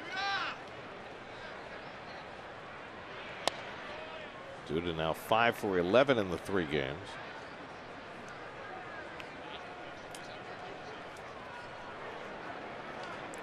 Clean that thing off. Gonna need it again. That's driven deep down the right field line, headed back toward the corner. It's out of here into the second deck. Lucas Duda homers for the 3rd straight game. Cespedes and Duda go back to back, and just like that, the Mets have the lead 4-3. Duda not only has homered in all 3 games in this series, he has hit tape measure shots in all 3 games. I remember the home run he hit last year off Jordan Zimmerman. It was in on his hands. This is not an awful pitch, a cutter that was breaking in. Didn't get all the way in. And Lucas not only hit it far, but was able to keep it fair. That was the only question. That's the 3rd time in this series that the Mets have hit back-to-back home runs. Duda and Walker went back-to-back each of the first 2 games. Now it's Cespedes and Duda.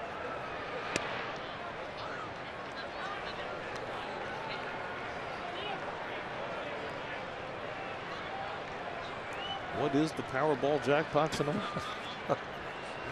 Man, 19 home runs in 6 games on this road trip with this team of sluggers, and now Walker has his 3rd hit of the night. So O'Neill, who singled twice to center, now pulls one into right, and Hellickson looks like he might be running out of gas. Yeah. And Bob McClure, or Pete McCannon, the manager, is on his way out to the mound.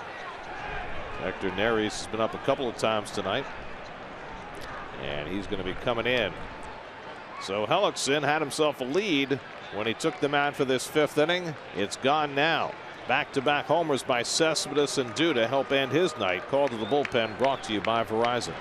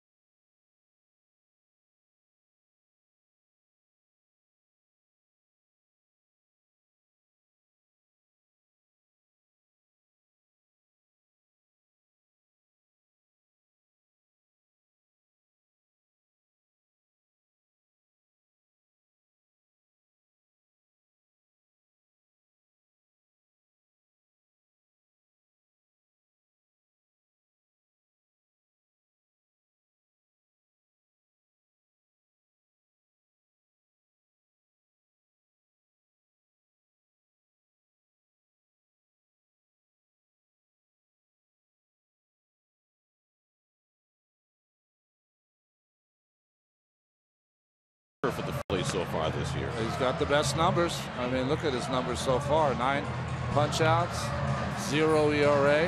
And I think this is a move, Gary. by Pete McCann to say, hey, we're only down a run. Let's put in one of our best pitchers and try to see how far he can go. Joining the debate is Chris Carlin and John Hein. Recap tonight's Islanders-Panthers Game 4 on Loudmouths, presented by Cheapo Air. Tomorrow at 5:30, only on SNY. So Jeremy Hellickson is out after 4 1/3. Gave up 10 hits, 4 runs so far, 1 walk, 6 strikeouts. A hit batsman, a wild pitch, and 2 home runs. Neil Walker, who's 3 for 3, is on first, and Asdrubal Cabrera, who drove in the first Med run with a long home run turned double, is up. That's what the Mets have done their last 11 games at Citizens Bank Park. They have broken the vault. Neris has a 4-seamer he can throw over 90. He's got a 2-seamer that's real good with sink on it, but his best pitch is the split finger. That's what he'll get you out on. And he has thrown his split almost 50% of the time this year. I don't recall anybody since Bruce Sutter throwing a splitter that higher percentage of the time. There it is.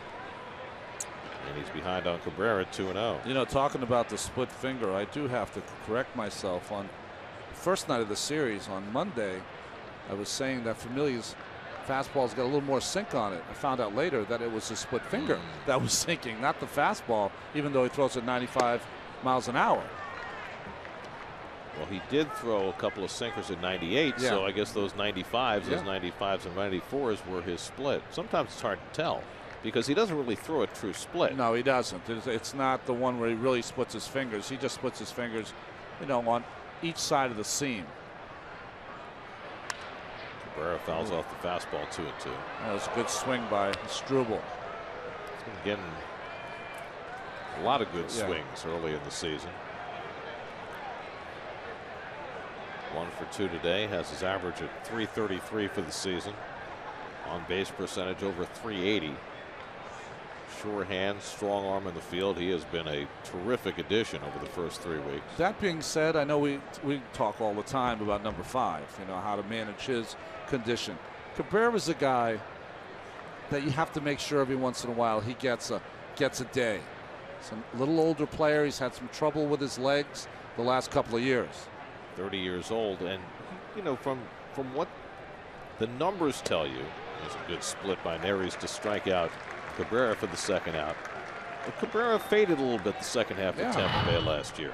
Now, part of that was he had a hamstring problem, but you know, part of it could have been that he didn't get enough rest. Hamstring, didn't get enough rest. He was playing on the turf 81 times too. That doesn't help. Here's d'Arnaud. Travis drove a double to right center his last time up. A very encouraging at bat for him. Mets were up 2-0, down 3-2, but back-to-back homers by Cespedes and Duda in this 5th inning and put the Mets back in front. Big cut by d'Arnaud, 0-1.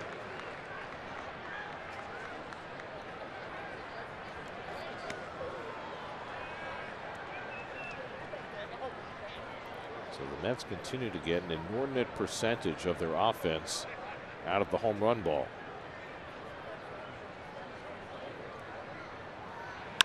That's hit hard off the glove of Neris. That was quick hands to snag that one. And they get the out at first. Another hard hit ball off d'Arnaud's bat. But the Mets with a couple of long balls. Cespedes a laser beam and Duda a moonshot. 4-3 New York halfway through.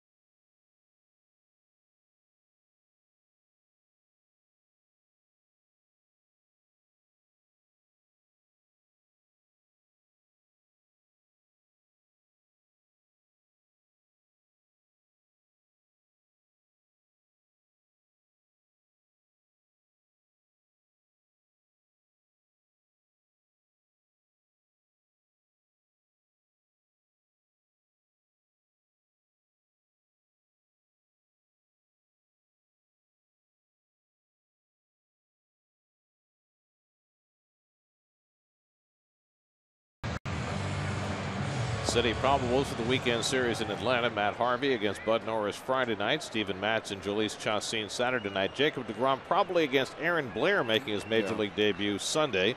For more on the Braves, let's check in with Steve. Gary, after that 0-9 start for the Braves, starting to play a little better, won the last 4 games, and it's really all about the offense for them recently. After scoring just 24 runs through that 9-game losing streak to start the season, they scored 26 in the last 4. They're starting to hit with 2 outs. That's been the big difference in the 2 streaks. 14 times have they had RBIs with 2 outs in the last 4 games as opposed to just 11 in the first 9. But let's not kid ourselves. This is still a very offensively challenged team, and it's been worse for them because they lost Ender Enciarte, who was going to be their leadoff hitter, to the DL. And Eric Ibar, their supposed second hitter, has been putrid. On-base percentage of about 150. He got moved down in the order. And, of course, they also lost Hector Olivera, who's under suspension or administrative leave is what they're calling it right now because of an arrest for a domestic abuse assault.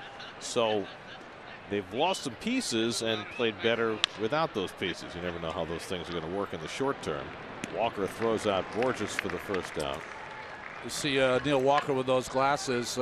Gelbsy was on it. I asked Steve today why he wore the glasses. I thought because of the wind, it might brush up the dust into his eyes if he wore contacts. He does wear contacts, but he wears the glasses because his eyes get dried out if it's very windy. His contacts get dried out. That's why he has the glasses. So you were right. It was about the wind. Yeah. Well, for a guy who's been wearing contacts since he was 9 years old, I got all that stuff figured out. So what was your best defense on a windy day? Well, pitching, there was no defense, so you just had to, scratch your eyes a lot. Painful. Odubel Herrera hits one to shallow center, and in comes Cespedes to grab it. And quickly, Colon, who's thrown a lot of pitches tonight, has 2 outs. Could use a fast one, and he's down the first 2 batters on only 4 pitches. He'll take on Cesar Hernandez. So Colon, having been handed the lead in the last half inning, looking for a shutdown inning. Every pitcher has their things that the trainer has on the bench in case they need it. Some guys want a coffee every inning, some want aspirin or something. Mine was saline solution.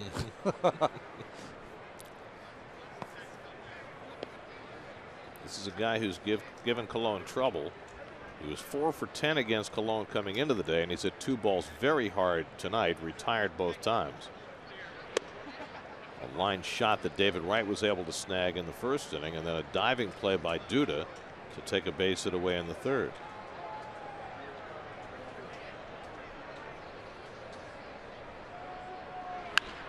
And he lifts this one down the line, and that'll go out of play, a foul ball. Or will it? Conforto comes over, and he makes the grab. That ball stayed in play. And Michael Conforto with a nice play going up against the railing. That ball appeared to be headed toward the stands. And Conforto able to battle the fans and make the play. Nicely done.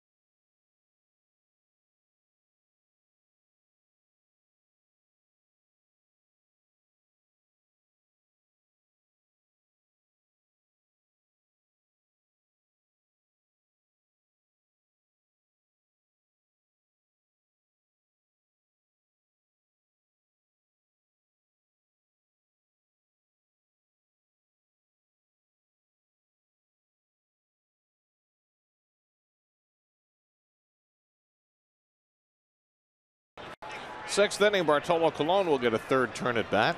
Now facing the reliever Hector Neris. Colon has been up twice, struck out both times. There used to be times that Bartolo will come up and not have any intention of swinging, but not anymore.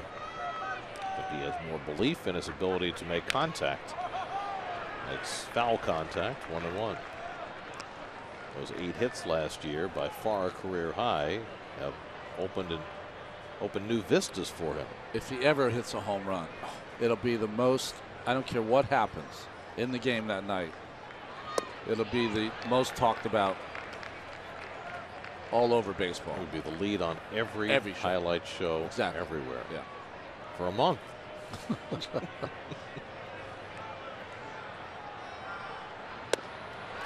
Goes down swinging for the 3rd time tonight. 1 out and nobody on. Let's check in with the studio. Larry Ridley has a game break brought to you by your local Honda dealers.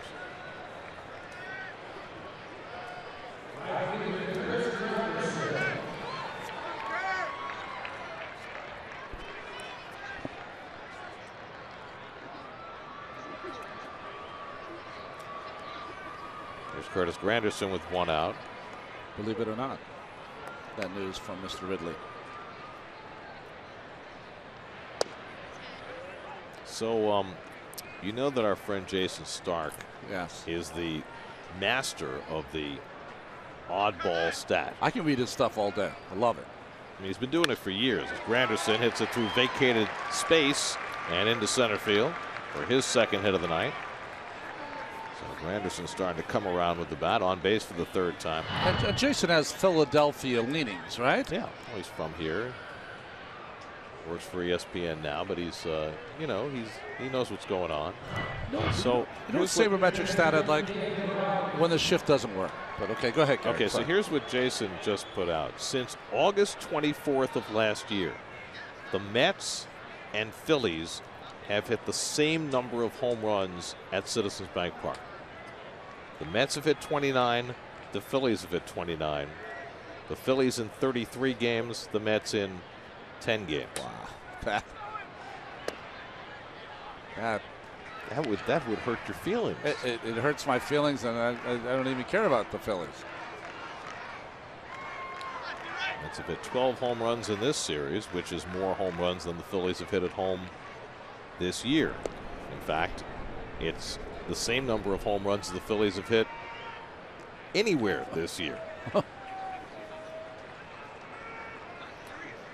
Wasn't too long ago that it used to be the other way around.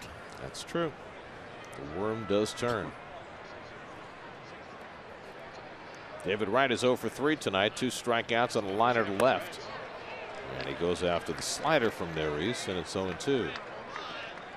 Mets have 11 hits tonight, including the back-to-back homers by Cespedes and Duda in the 5th inning that put them in front. I wonder if the Mets have ever had, we'll have to get Elias on this, back-to-back home runs in 3 straight games, or, you know, especially in one series. Or more than 29 home runs in 10 games in a ballpark, any 10-game stretch in any other ballpark. They had an 8 home run game here last year. Right. They had a 6 home run game here last night. In fact, the last 3 times the Mets have hit 6 or more home runs, they've done it in this ballpark.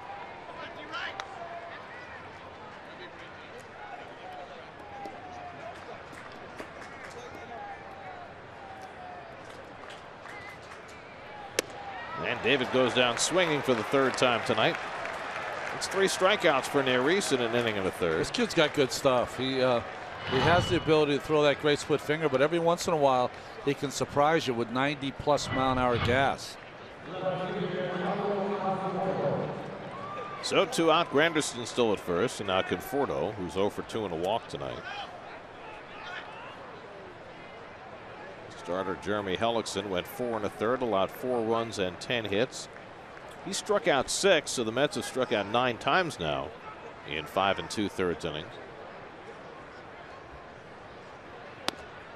And, you know, with their power, that's the flip side. The Mets figure to be a high strikeout team this year.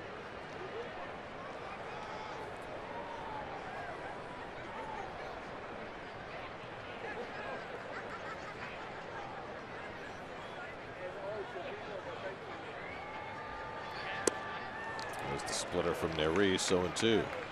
Mets hit 2 home runs in their first 8 games. They've now hit 19 home runs in 6 games on this road trip.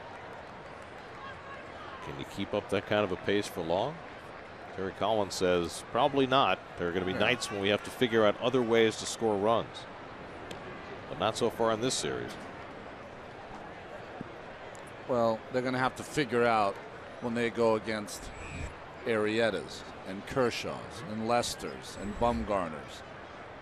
Those guys aren't going to allow 4, 5, 6 home runs. Not going to happen. Let's see. Bumgarner is pitching tonight, right? Yeah.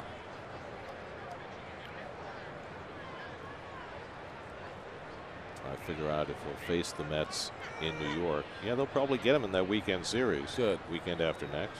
I mean, not great for the hitters, but no, for us to watch. It was great to see the great pitchers. Boxed around by Ruiz, but no impact.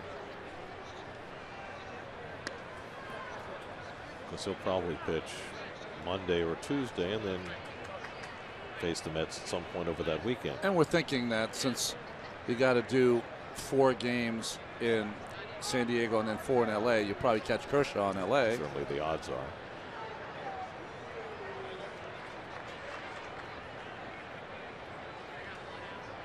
There was some game Kershaw pitched last year in the 4th game of that series against the Mets to get it back to LA.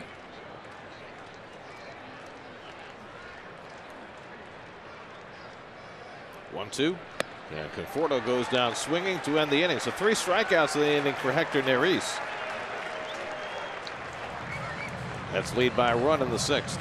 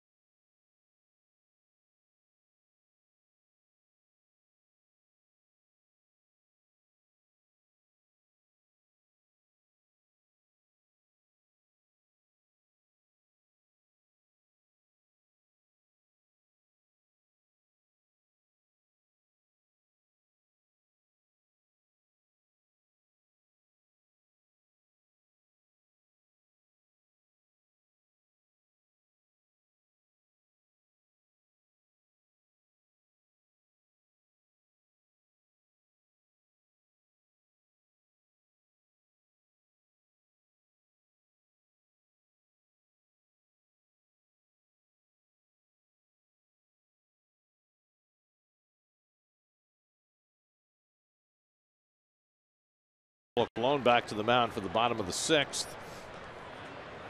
Working with a 1-run lead, faces 3, 4, and 5 in the Phillies batting order. Maikel Franco takes a slider off the plate for ball 1. Franco's been up twice, and he has been in chase mode and has struck out both at bats.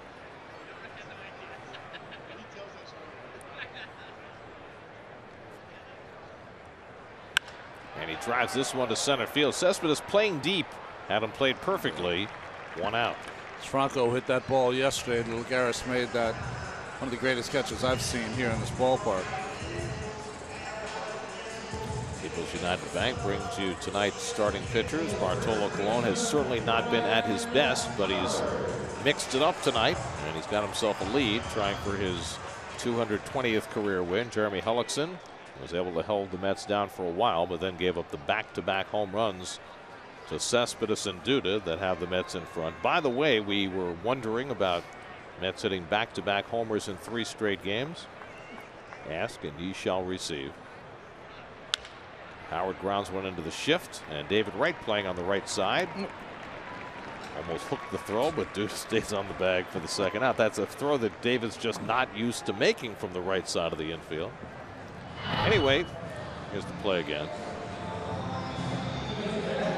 Well, good infielders can field anywhere. And, you know, he has a little underarm throw he throws from third base. Maybe not as effective from second base. Anyway, Bob Waterman from the Elias Sports Bureau got back to us. It is the first time in Mets history that they've ever had back-to-back home runs in 3 straight games. So there you go. This is the 55th year of Mets baseball. Bob Waterman doesn't mess around, I'm telling you. Well, you say it, and he's on top of it. He's devoted. 2-hopper for Cabrera. And a 5-pitch inning for Bartolo Colon, just what the doctor ordered. He's retired 9 in a row. And the Mets lead 4-3 as we go to the 7th in Philadelphia.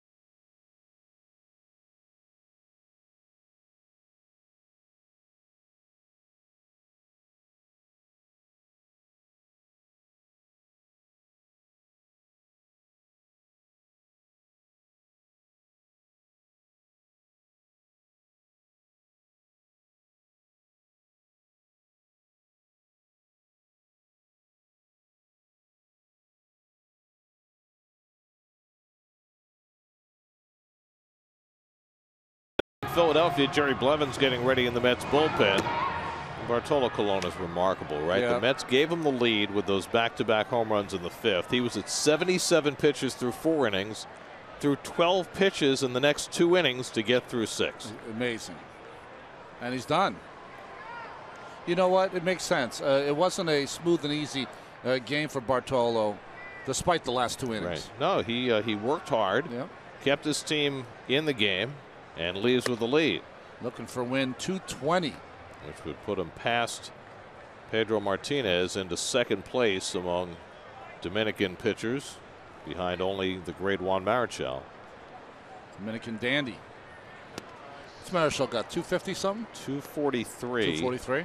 Which is too short of the record overall for Latin American pitchers, which is held by El Presidente, Dennis Martinez, who won 245. That's right. Of course, Martinez, one of the rare big leaguers from Nicaragua. Pulled into the shift by Cespedes, and Galvis is there to throw him out. 1 away. One of the highlights of my career wasn't me on the mound. I got to watch the perfect game in Los Angeles by El Presidente, which led to maybe the greatest call at the end of a no-hitter by a broadcaster, when Dave Van Horn, the great Montreal Expos broadcaster said, El Presidente, El Perfecto. Oh, nice. Fantastic, right? That's great. Here's Lucas Duda, who's just a triple short of a cycle tonight. It's got to get me digging into the record book.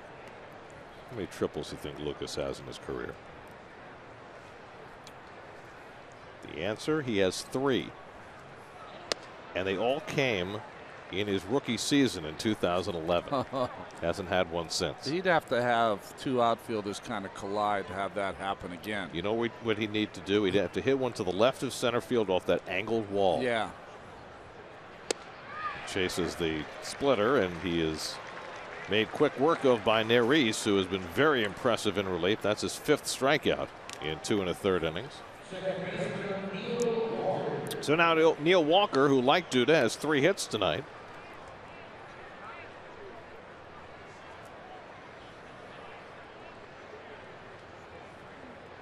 Walker has singled to center twice and singled to right. So he is 6 for 12 in this series with 3 home runs.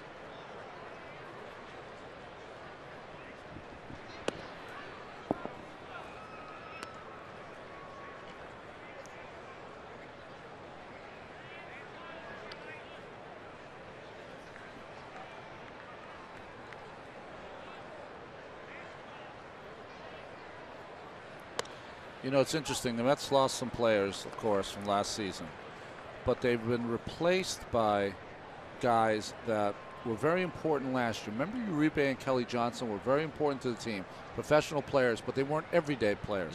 They've been replaced by 2 professional players up the middle, Cabrera and Walker, who are everyday players.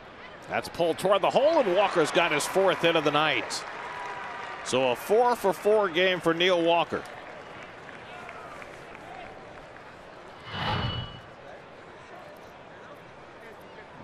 Rare fastball up in the strike zone from Neris.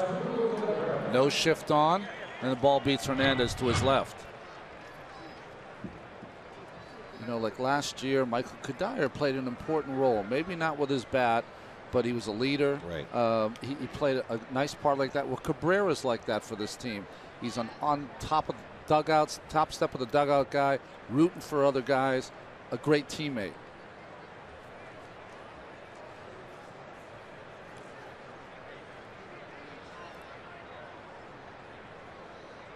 Cabrera 1 for 3 tonight, had the home run turn double back in the 2nd inning.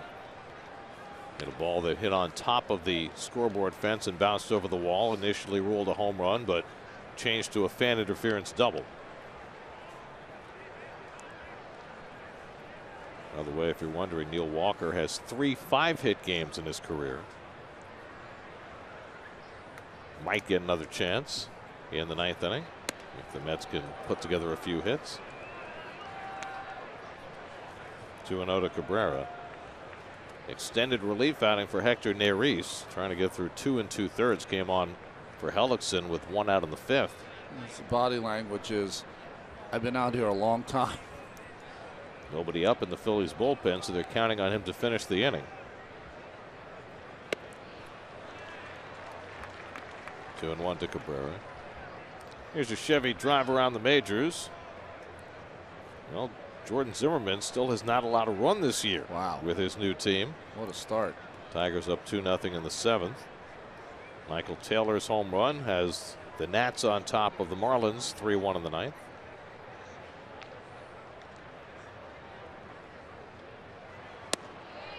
Adrian Gonzalez with that 2-run home run to tie the game in Atlanta.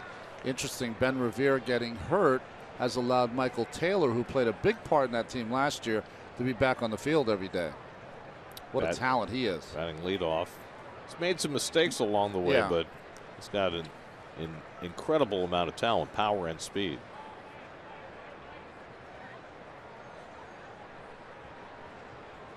2-2 to Cabrera. And as dribble takes low, full count. Travis d'Arnaud would be next. Well, Neris's best pitch is his split finger. You'd have to think he's going to throw the same pitch here on a 3-2 count. Blevins getting ready to come on in the bottom of the 7th. Walker gets set to take off, and Cabrera strikes out on the splitter to end the inning.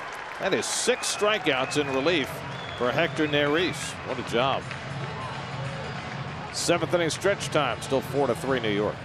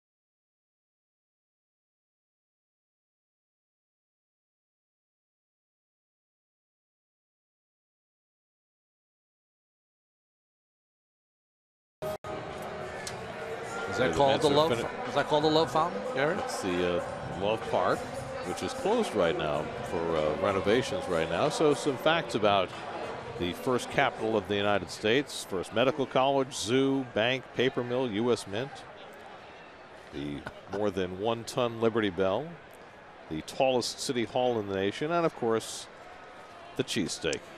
Well, I have to say our producer Greg Picker took Russ Relkin, our stage manager, and myself out to Pat's for a cheesesteak, and it was everything you would think it would be.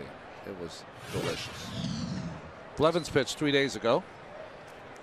So you chose Pat's over Geno's. That's like a political statement here. I know it is. I'm not a fan of Geno's, and to tell you the truth, my favorite is Jim's. Jim's on South Street. Yes. Yeah, I agree. I'm with you there. Darno goes sprawling, trying to stop that ball coming back off the backstop.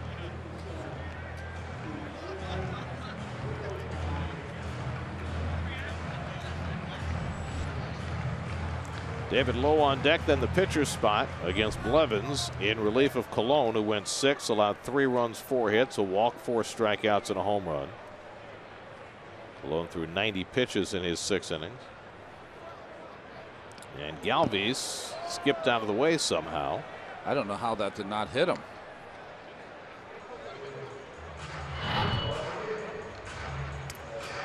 Breaking ball, and it went kind of between his legs. That's an odd evasive maneuver. Galvis hit a home run as a left-hand batter back in the 2nd inning.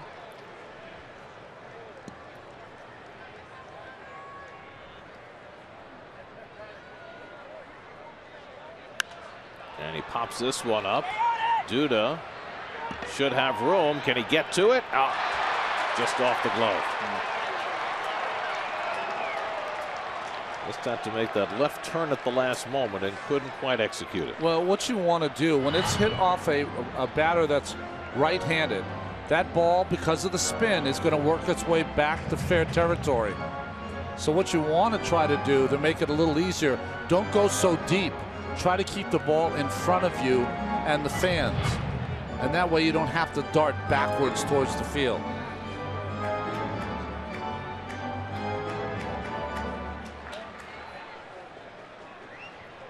2-2 to Galvis. Leading off in the bottom of the 7th.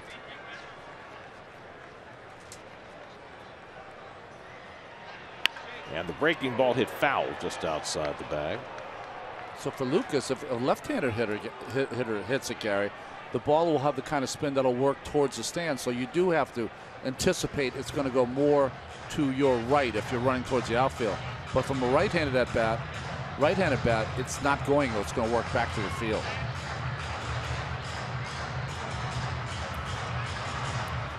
Jerry Blevins had an unusual outing against the Indians on Sunday. He worked a third of an inning and struck out 2. Oh, that's right. That was the inning where you had 4 strikeouts, right? He had 2, and Addison Reed had 2. The first Met pitchers ever to combine for a 4 strikeout inning.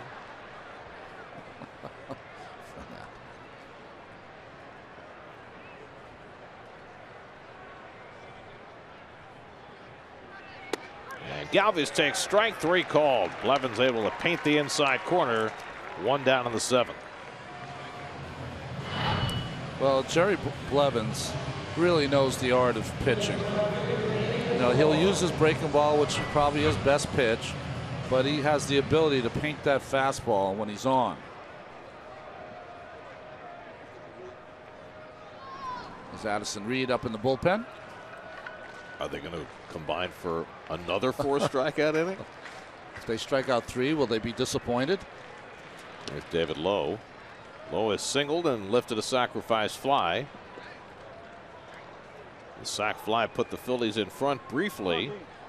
That was in the bottom of the 4th, and then in the 5th, the Mets got back-to-back homers from Cespedes and Duda to go in front, and Colon and Blevins have held it from that point.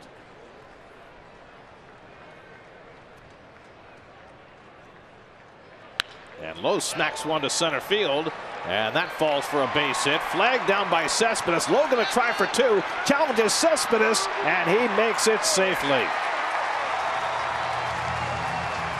David Lowe showing off his speed. Cespedes cutting it off, and it's always a gamble when you challenge Cespedes. Oh, that was nice baseball. 1 by Cespedes to cut it off, and 2 by Lowe with the great hustle and the great speed to make it into a double.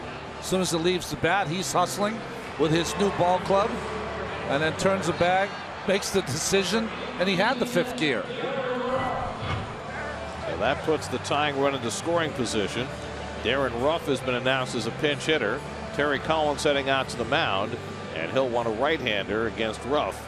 So he'll bring Addison Reed into the game here in the 7th with the tying run sitting at second base. Reed coming in, 4-3 New York in the 7th. We'll be right back to Philadelphia.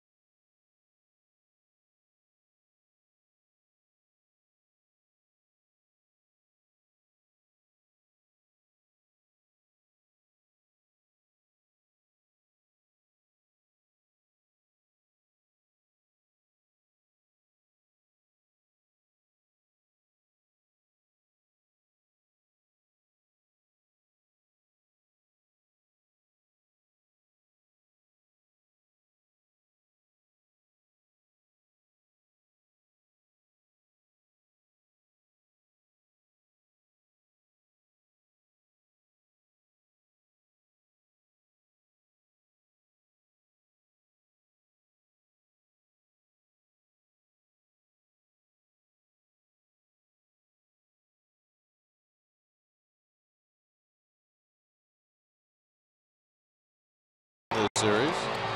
Well, he pitched, as you said before, on Sunday in Cleveland when he and Blevins combined for 4 strikeouts, but looking here to get Darren Ruff out. Ruff will stay in to bat against the right-hander. 2 for 17 to start the year. 1 for 6 as a pinch hitter for Ruff. Got the tying run David Lowe at second base and 1 out. Peter Borges, the number 9 hitter, waiting on deck. Got to keep Lowe close with 1 out. He's got the ability to steal a base. And Walker staying close to the bag, trying to do just that as Reed pours in a strike. Blevins faced 2 batters, got Galvis on strikes, but gave up the double to Lowe before his exit. 5 hits now for the Phillies.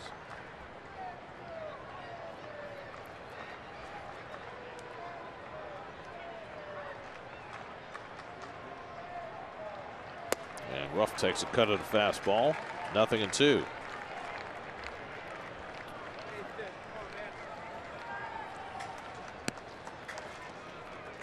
Ruff has been platooning at first base with Ryan Howard, but they also gave him a start in the outfield, trying to jack up the offense.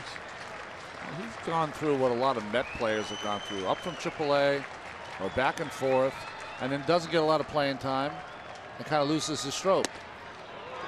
Reed just missed. 1-2. Remember last night he took almost a similar pitch from Robles and struck out.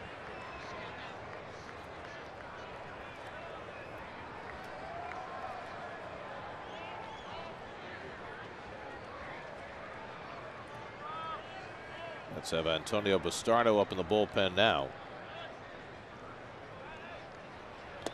And he gets it with a slider. 2-man down.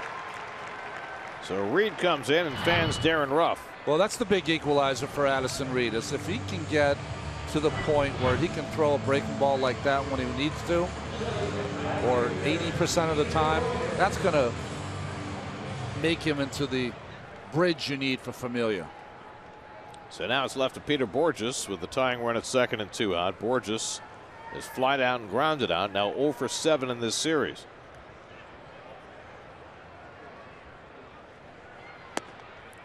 Phillies looking for that elusive 4th run. 9 straight games they've scored 3 runs or fewer. They need 1 little base hit to break that streak and tie this game.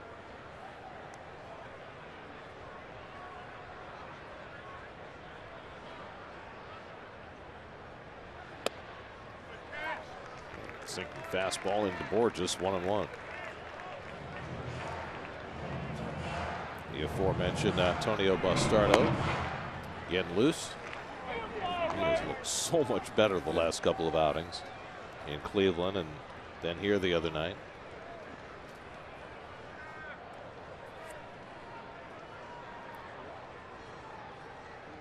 One from Reed, and Borges takes one the other way for a base hit. Low heading home. Granderson unleashes the throw to the plate, not in time. Down to second goes Borges, and the Phillies have tied the game at 4. So the Phillies finally find a way to score a 4th run, and they get even on the base hit for Peter Borges. Well, everything from Reed is away, so that pitch is literally 2 or 3 inches off the corner, but when it's away like that, the hitter will make an adjustment.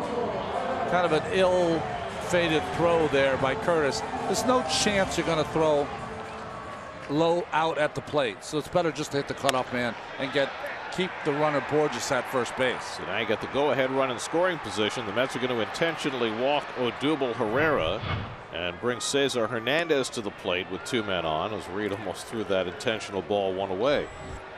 We saw this last year when Reed came over. The intentional pass is not as easy as it should be for him. Not the first pitcher who's had that problem. Henry Mejia could never execute an intentional walk without giving you a bit of agita. Yeah, he used to slow pitch softball it up there, didn't he? So the Phillies have drawn even. And they've got the go-ahead run with great speed at second base with Borges. There's ball 4 to Herrera, so he goes to first. And Cesar Hernandez, who has hit a couple of balls very hard tonight, will come to the plate. He lined out to right in the first. Duda made a diving stop to deny him in the third, and then Conforto went up against the side railing in foul ground to catch his fly ball in the fifth. Borges at second, Herrera at first. They both run well. 4-4, bottom of the seventh. You know, it's interesting. The Mets play a defense for Hernandez like he's a pull hitter on the infield. I honestly really don't like that. The reason being, he just needs a base hit. Addison Reed, for the most part, throws almost every pitch away. That's playing into Hernandez's strength of going the other way. Big hole on the left side of the infield for Hernandez. And he takes a strike on the outside, 0-1. Hernandez 1 for 6 in this series. Had 6 hits in the 3 games against the Mets in New York.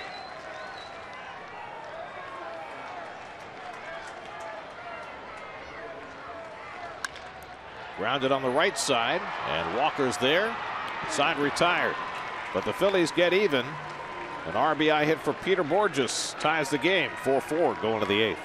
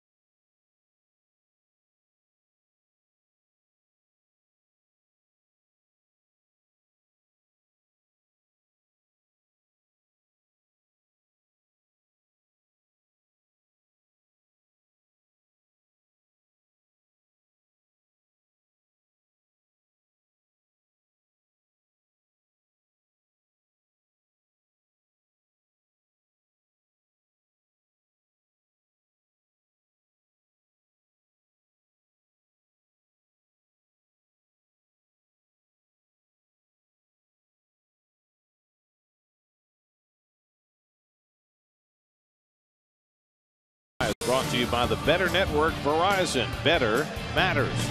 By Cadillac. Visit CadillacTristate.com for exceptional offers. And by Geico, the #1 insurer in the New York market. Dalier Hinojosa will pitch the 8th inning for Philadelphia in a 4-4 game. Saw him pitch last night's ball game. Worked a 1-2-3 inning last night. The 30-year-old from Cuba, whom the Phillies picked up on waivers last summer from the Red Sox, and he's become an important part of this Phillies bullpen. Travis d'Arnaud leads off in the 8th inning in a tie game and takes a slider on the outside corner, 0-1. Travis 1 for 3 tonight. He's hit the ball hard his last 2 at bats. Drove a double in the gap in right center in the 4th, and then hit a bullet back to the mound off Hector Neris's glove, and he threw him out. Neris was splendid in relief, keeping the Phillies in this game. Neris went 2 2/3, allowed no runs, 2 hits, no walks, 6 strikeouts. Yeah. Philly pitchers have struck out 12 over the first 7 innings tonight. Mets have 12 hits. The Phillies have only 6. I remember the first Cuban pitcher I ever met. I played with him in Oakland. Ariel Prieto. He was really the forerunner. Yeah. Rene Arocha, also from that era, pitched for the Cardinals. 1-2 now to d'Arnaud. Alejandro De Aza is out on deck to bat for the pitcher. And then Curtis Granderson behind him. Mets led 2-0, trailed 3-2, led 4-3. Now the game all even. Mets have hit 2 home runs tonight, 19 now in 6 games on this road trip. And Elias has confirmed that the 19 in 6 games is the most prolific 6-game home run stretch in Mets history. So the records continue to fall. Mets have hit back-to-back home runs 3 straight days here in Philly. First time in their history they've ever done that. I mean, you played for some pretty powerful Mets teams. Not where every person in the lineup can go deep. Well, that really is the difference, right? Yeah, the it is the depth difference. of home run ability. I mean, Travis d'Arnaud is your 8th hitter. Last year he hit 5th, 6th, 7th for you. That's about as late as you can swing for a breaking ball. And d'Arnaud, with the follow through, shoots right on the back left shoulder. Well, d'Arnaud knows what that feels like. He's been hit more than once in his career.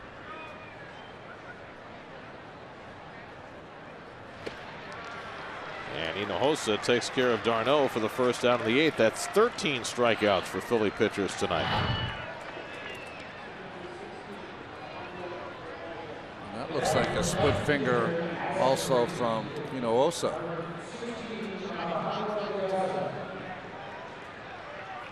So 1 out now. De Aza will be the pinch hitter, making his first appearance in this series. Got a lot of playing time in Cleveland with the DH in effect, and Cespedes a little banged up. He started all 3 games, went 3 for 12 in that series, including his first home run as a Met.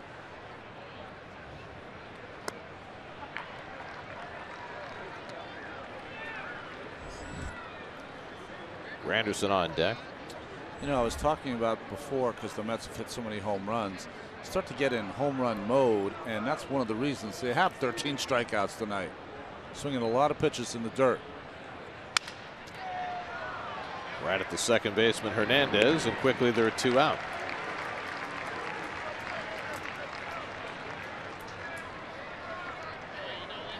So 2 out and nobody on, and now Granderson, who's been on base 3 times tonight, a single, a double, and he's also been hit by a pitch. Mets are in good shape with their bullpen tonight. Day off tomorrow for everyone. Antonio Bastardo is up. Looks like he'll pitch in the bottom of the 8th.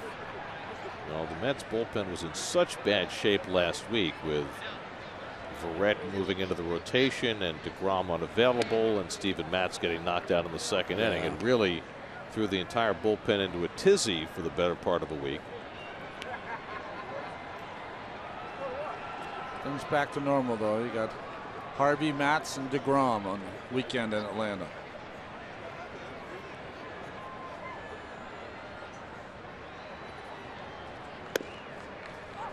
One and one to Granderson. The Mets box score brought to you by Dodge. Big nights for Duda and Walker. Walker 4-hit night. Duda 3 hits, including a home run for the 3rd straight game.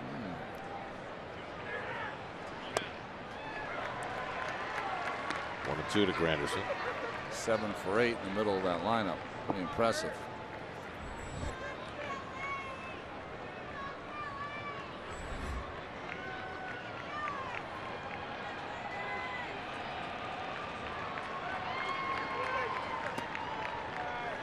Think about it, in this series, Duda and Walker hitting 5th and 6th have 13 hits, including 6 home runs in 3 games.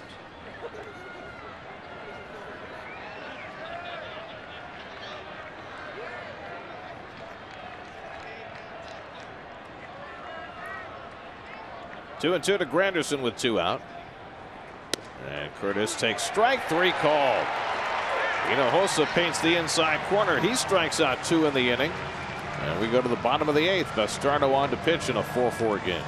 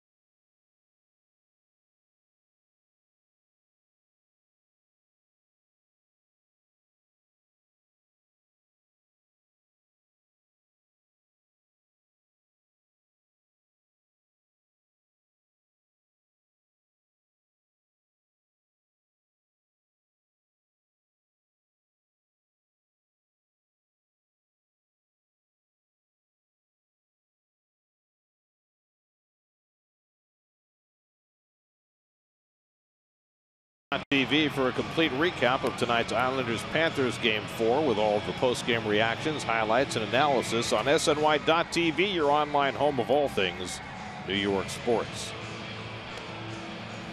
We go to the bottom of the 8th inning. Mets and Phillies tied 4-4, and the former Philly Antonio Bastardo makes his second appearance in the series. Well, he's looked so impressive in Cleveland, here against his ex-mates, and he's going to take on one of their better young players, Franco, to try to get the first out. They'll get 3, 4, and 5 in the order. Franco, Howard, and Ruiz in the bottom of the 8th in a 4-4 game. Bastardo pitched on Monday night, faced 4 batters, struck out 3 of the 4, including Franco. Jerry Blevins charged with the tying run in the 7th on a base hit given up by Addison Reed, so that prevents Bartolo Colon from getting career win number 220. And Franco wails at the first pitch, 0-1. And Bastardo's been throwing more changeups lately to go with his fastball and slider. Howard on deck. Franco is just a free swinger.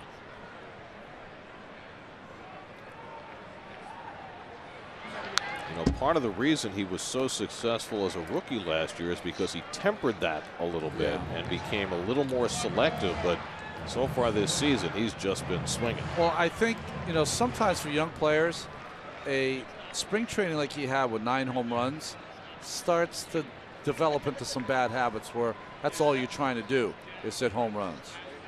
Oh, just a little high. Just a little outside. Even Antonio has to smile at that. Just got away. I honestly don't know how that happens. I mean, I pitched a long time, a lot of starts. Never did that, ever. I guess it's just, you know, you lose the grip or something. Bastardo channeling his inner 50 Cent. Very good.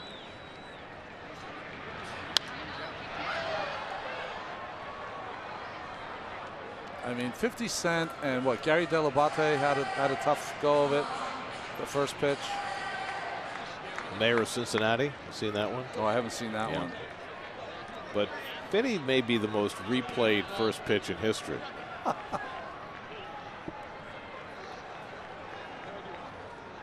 1-2 from Bastardo.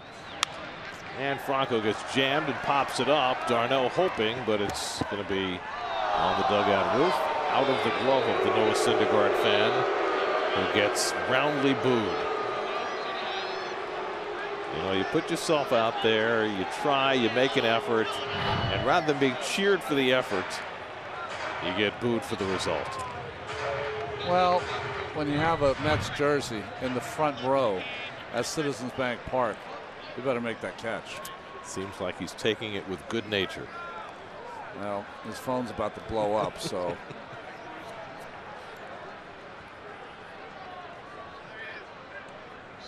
1-2 from Bastardo.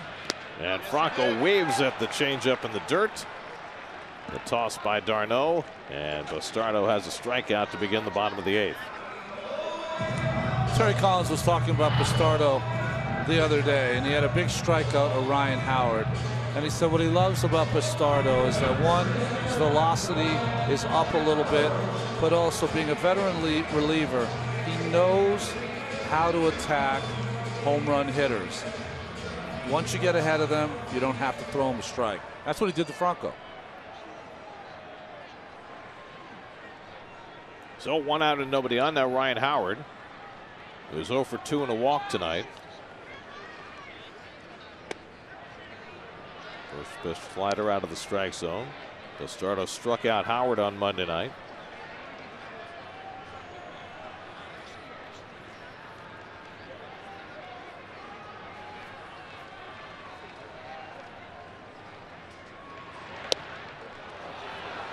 Made him look bad there, and it's 0-2. Make it 1-1. It's almost like you can't throw a different pitch to Howard if you're Bastardo, just because of the bad swings he has on the lefty to lefty slider. And now he's ahead 1-2. Well, just don't hang one in the middle of the plate because he'll flick one into those left field seats. Yes. Well, he's ahead again, so being the veteran guy he is, he probably should bounce this pitch down and away. 1-2. And he does. And Howard lays off 2-2.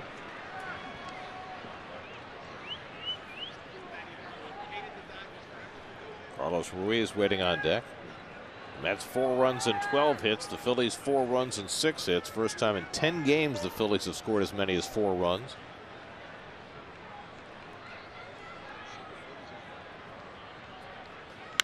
And Howard bounces one down to Duda.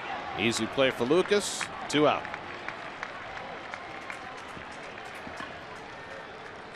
Mets have the day off tomorrow. They'll be down in Atlanta where they open their series on Friday night with Matt Harvey against Bud Norris. Our coverage begins Friday night at 6:30 right here on SNY.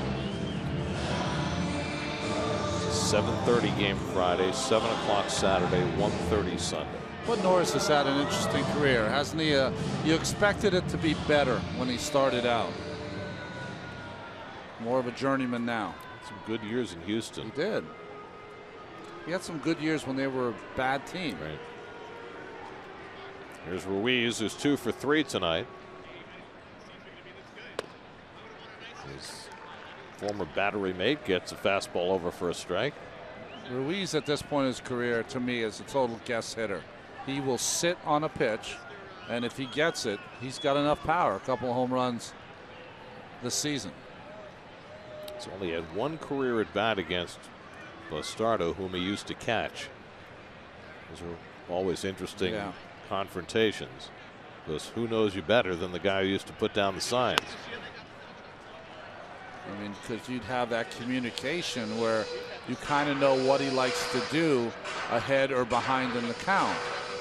If you're the pitcher facing that catcher, your former catcher, sometimes you got to put a little change in there to mix it up. Bastardo was a Philly for 6 years with Ruiz behind the plate. And Chooch hits one toward the middle of the diamond and past the diving Cabrera, and Ruiz has his 3rd hit of the night. So a former catcher gets the best of former pitcher. Didn't hit it hard, but found the right spot. Did you see where Cabrera's playing? About 4 steps to pull. That's why he never got that ball up the middle. So the go-ahead run at first with 2 out. Freddie Galvis will come to bat. Phillies get their closer, Jean-Marc Gomez, up in the bullpen. Looks like he'll pitch the 9th inning. You could think of, well, maybe not with 2 outs. I was thinking if he gets in scoring position, you could think of running for Ruiz. I think I'd think about doing it right now. Yeah. Galvis hit a home run back in the 2nd inning, batting left-handed. He lines this one to left, and Conforto comes in to grab it, and that retires the side. A hit and 1 left. On to the 9th, tied 4-4.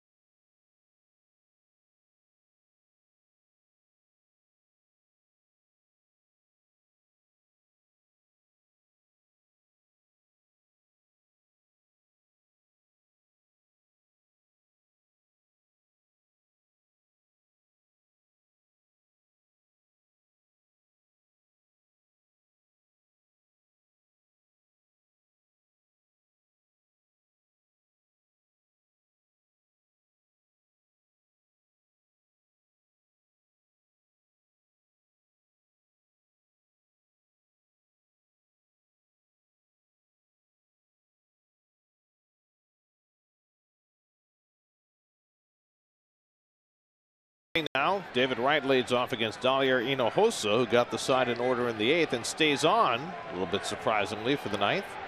Most teams will bring in their closer at home in a tie game in the 9th, but Pete Buchanan will hold Jeanmar Gomez in reserve. What did Gomez throw? A couple innings on Sunday? Right. Okay. Has not thrown in this series. He should be ready to go.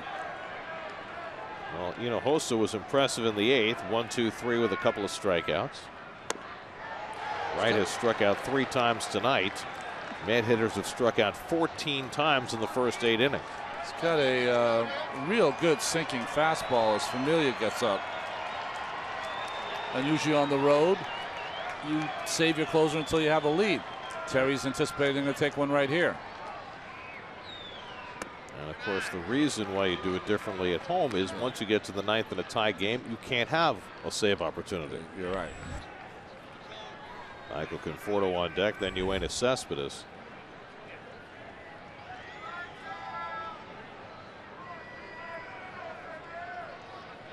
David trying to avoid the dreaded golden sombrero. But he wears the hat. Strike 3. That is 15 strikeouts for Philly pitchers. And 4 of them of David Wright. I mean, that ball middle. That's a case where you have to think that the hitter is looking for another pitch. So 3 strikeouts now for Hinojosa after Neris fanned 6 in relief.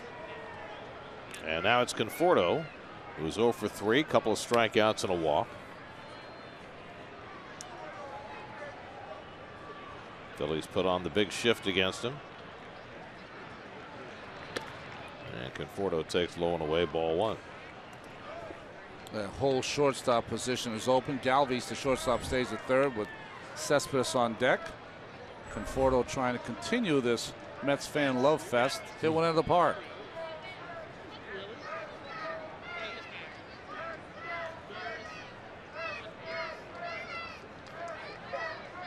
.1-0 coming. And Hinojosa falls behind 2-0. The Philly bullpen, which has been either very good or very bad through the first 3 weeks of the season. Dreadful last night. Yeah. Nails tonight. Conforto grounds one down to Howard. And Hinojosa covers for the second out. So 5 up and 5 down for Hinojosa. And it must be the call to the post.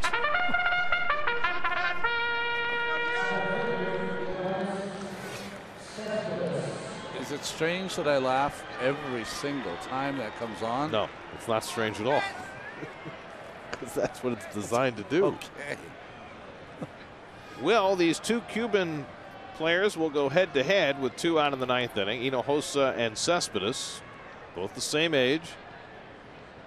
Probably played against each other plenty of times back home. They've had 1 at bat against each other stateside, and Cespedes had a base hit. And he bats here with 2 out and nobody on. He got the call there. That was ball was down. But what's interesting about this challenge here is that Cespedes is a down hitter, and Hinojosa is a down pitcher. He likes to pitch the ball down. Skims one just foul. And it's 0-2 to Cespedes. Lucas Duda would be next. But the Philly bullpen has given up just 2 singles over 4 1/3 innings and struck out 9.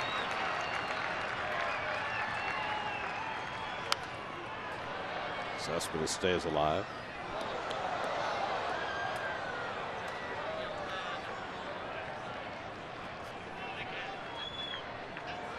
Cespedes with his home run in the 5th inning that tied the game. Has 4 home runs on this road trip and has had an extra base hit in every game. Grounds one toward the middle of the diamond, and it's into center field. So with the shift on, Hernandez, the closest to it, couldn't flag it down, and Cespedes has his 2nd hit of the night.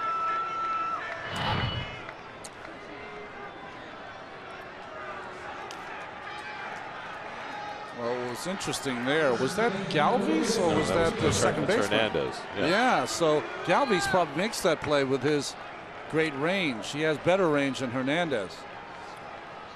Cespedes has the ability to steal, Gary. Sorry, cutting you off. These are the small moments when he could do it. Duda has homered for the 3rd straight game tonight. He's also singled and doubled, 3 for 4. And now bats with the go-ahead run at first and 2 out. And Lucas, first pitch swinging, flies one out to left. And David Lowe is right there waiting. And that retires the side. So Hinojosa with 2 scoreless innings. And that sends us to the bottom of the 9th with the Mets and Phillies still tied at 4.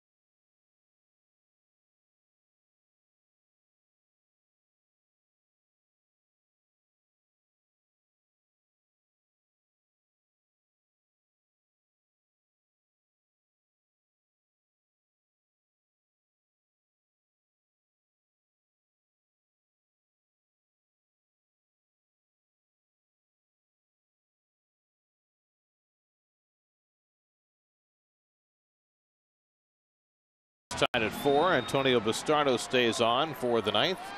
Coming up after the post-game show, it's Geico Sports Night with Doug Williams. NFL news: the Islanders are in action, and Martino's beard. He's the guy who should have the elbow patches. Professorial beard. That really has got a life of its own, doesn't it? David Lowe leads off the bottom of the 9th. He's had a good night with the bat.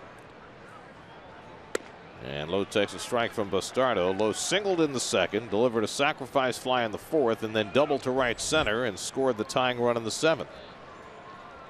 Andres Blanco out on deck to pinch hit with the pitcher in the 8-hole. And Lowe takes a slider for a strike, and it's 0-2. Lowe's had a nice series for them here, hasn't he? Well, they stashed him in AAA as insurance and called him up because their offense was struggling. 4 hits in 10 at-bats now in the series. Guy who hit 200 last year in Baltimore. 0-2 from Bastardo, and he half swings it and held it in time. 1-2.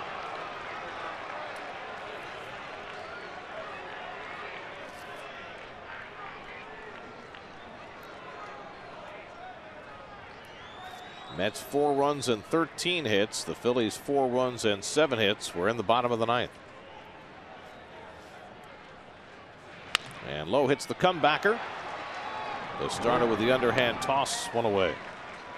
So many pitchers just don't want to throw the ball to first base. Yeah. It's like everybody's John Lester now.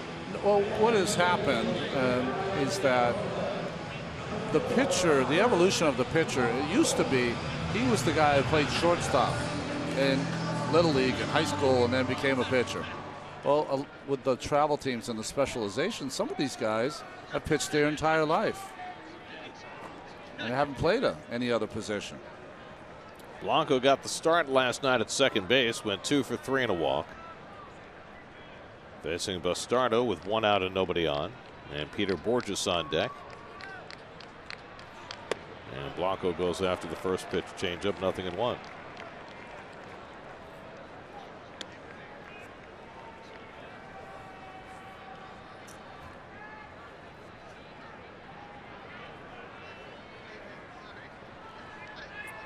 Only the 3rd at bat of the year for Blanco as a right-hand batter. He's a switch hitter.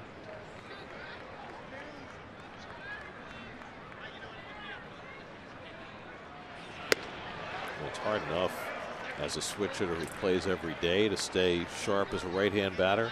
It's got to be doubly hard for a bench player. Doesn't get that many at bats to begin with, right. and maybe only a handful in a month against a left-hand pitcher. That's why you want those guys that are, you know, the veterans like Blanco. Has been around the block, knows how to stay ready. 0-2 from Bastardo. This is with a backdoor, 1-2.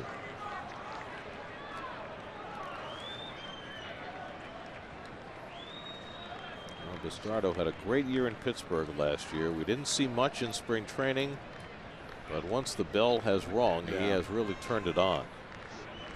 John Mark Gomez up again in the Phillies bullpen. 1-2 coming. 2-2 now to Blanco.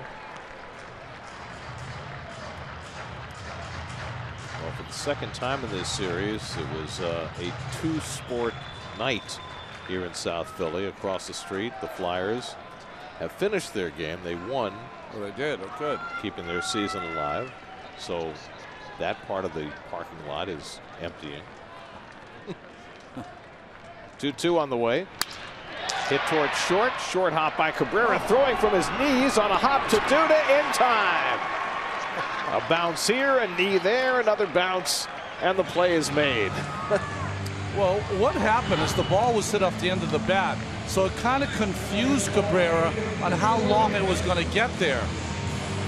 He didn't think he could get up in time, so he one-hopped it over there. Whatever works. That shot was pretty cool because we always talk about looking the ball into the glove. Well, he never looked at the ball at all and still came up with it. He just intuited the ball into his glove. Did. So 2 out and nobody on. Now Peter Borges, whose base hit tied this game in the bottom of the 7th. Batting with 2 out and nobody on, and he pops one foul back this way and out of play. And that almost hopped right into our booth. It did. Went right into the booth next door.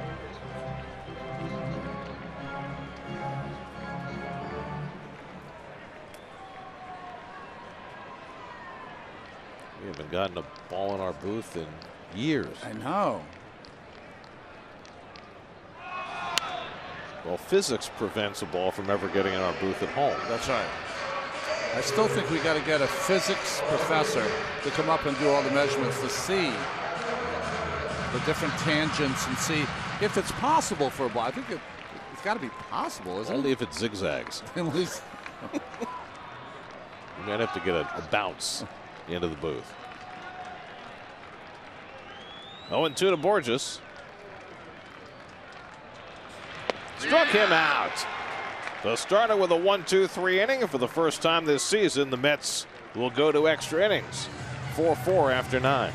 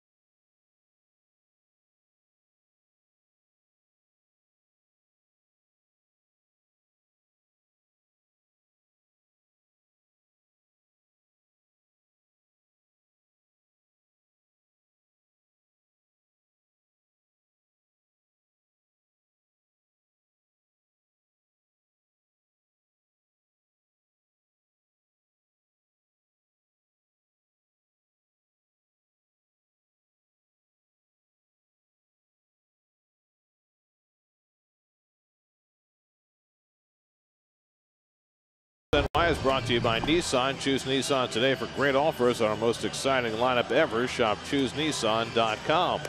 It's the first time we've gotten to read that spot this year. Here it is, the 14th game of the season and the very first extra inning game. Well, it's been an interesting game. Again, home runs by the Mets. I thought Bartolo Colon, without his best stuff, did a nice job over 6 innings. But really the story has been the bullpen of Philadelphia, as they have really shut down the Mets, especially the 2 names out of the bullpen that you can't pronounce. And I can pronounce this guy, Jeanmar Gomez. Gomez has served as the closer for the Phillies after a couple of bobbles by some other guys early in the year, and he's 4 for 4 in save opportunities. Not a save situation here. Tie game in the 10th. Neil Walker looking for his 4th career 5-hit game. He's 4 for 4 tonight, 4 singles. And he leads off in the 10th with Cabrera and d'Arnaud to follow. The 2 Philadelphia relievers tonight, Hector Neris and Dalier Hinojosa, going 4 2/3 combined. No runs, 3 hits, no walks, 9 strikeouts. That is some superior work. And Walker floats one out to right center, falling fast, coming on as Borges to make the catch. And the one thing the Phillies have got is some speed in their outfield right now with Borges and Herrera and Lowe out there, and Borges closed a lot of ground. Well, Borges was playing no doubles either, so he was as deep as you can get in right field, and he made that play easy off the bat. I thought that was a definite hit. Jim Henderson up in the Mets bullpen. If the Mets get a lead, certainly would expect them to get Familia up. Here's Asdrubal Cabrera, who doubled in a run back in the 2nd on the fan interference play on what originally looked like a 3-run homer. Since then, Cabrera has struck out 3 times in a row. Mets have been struck out 15 times tonight over the first 9 innings. And Cabrera flies one out to left. Lowe should have room in front of the warning track. 2 out. And there is Familia not doing much serious tossing. He won't do that unless the Mets get in front. So here is d'Arnaud. Travis 1 for 4 tonight, doubled back in the 4th inning. Well, d'Arnaud's due for his first homer, isn't he? Hit the ball hard tonight, taking some good at-bats. What do you have in the postseason? 3 postseason home runs? Wow. Sure did. Wilmer Flores out on deck. He'll pinch hit if d'Arnaud keeps the inning going.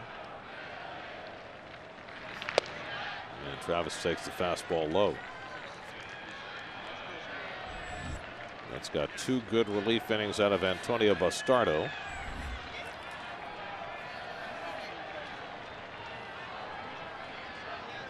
After the Phillies tied the game against Blevins and Reed in the 7th.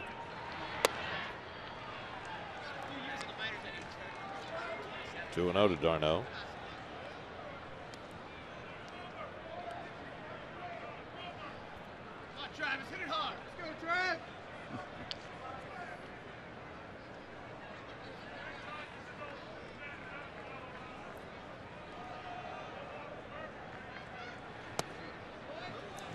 Slider misses. 3-0. Interesting choice of pitches there by Gomez. You got to give him the green light here, don't you? Yes, you do. You got Wilmer sitting on the bench. Hasn't been able to do a lot yet. So you get a fastball.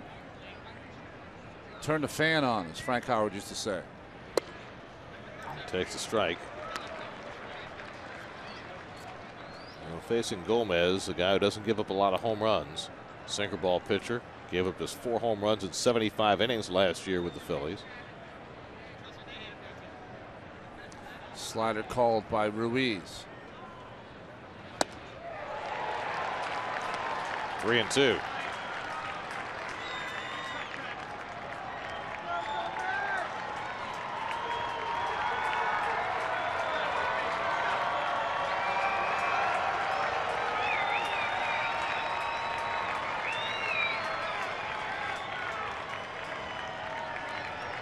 d'Arnaud, the former Phillies farmhand,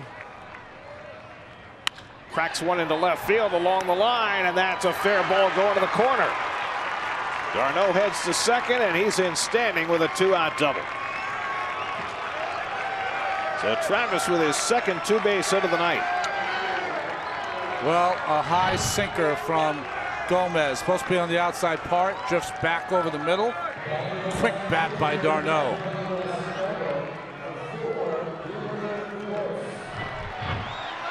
So the Mets have the tie-breaking run at second with 2 out, and Wilmer Flores comes to bat.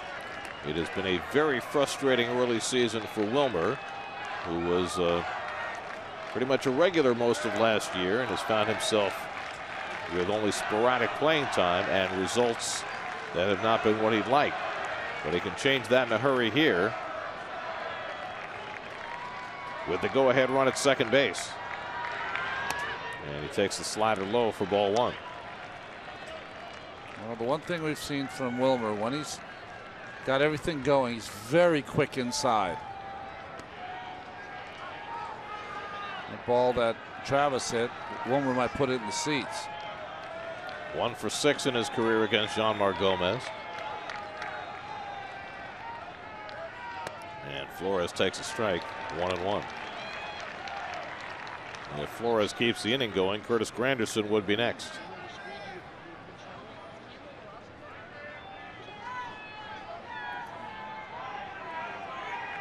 Well, certainly a nice development for d'Arnaud. He's hit the ball hard 3 times tonight. The Mets have been waiting for that. Flores gets jammed and floats one. Galvis comes in, bareheads it on a hop and throws him out. Freddie Galvis with a big-time play to get Flores and keep the Mets off the board in the 10th.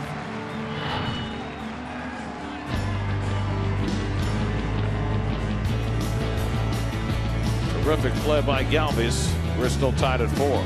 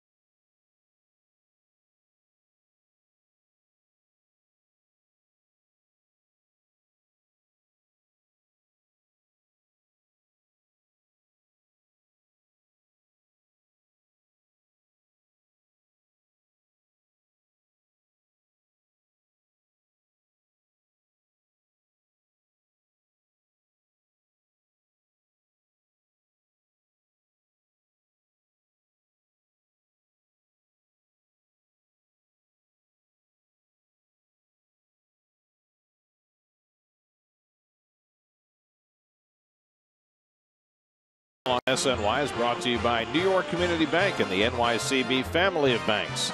By Memorial Sloan Kettering Cancer Center. By Lexus, the Lexus NX Turbo and Hybrid go beyond utility. By Geico, over 75 years of savings and service. And by Time Warner Cable, enjoy all the things you love better with Time Warner Cable. Call 1-855-WANT-TWC today. Bottom of the 10th inning, and Jim Henderson will pitch for New York. Henderson pitched on yesterday's ball game. Came in and pitched the 7th inning for Logan Perrette. Retired the Phillies 1-2-3. And it took him just 5 pitches to do so, so he is plenty fresh for the game today. The music just will not stop. I mean, when you've got Mr. Met, when you got Meet the Mets going strong, you just don't want to pull the plug. Did Meet the Mets, was it a song when we played the Met, like when I played and Keith played? It was in hibernation. Oh, they concocted the new song, Let's Go Mets Go. Oh, yeah, that was tired. And they had the updated version of Meet the Mets with hot dogs, green grass, all out of Shea. Yeah. It was like an 80s.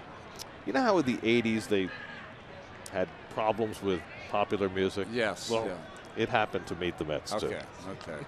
Because I know it's an old song, but I don't remember hearing it in the 80s. Anderson blows one by Herrera and gets ahead 0-2. By the way, it is a great tune. I mean, it's it catchy. is. Yeah. Absolutely.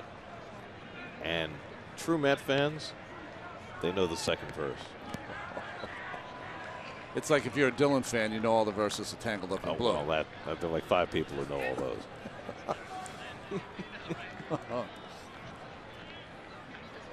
You know, some are mathematicians, some are carpenters' wives. That's right. Don't know how it all got started.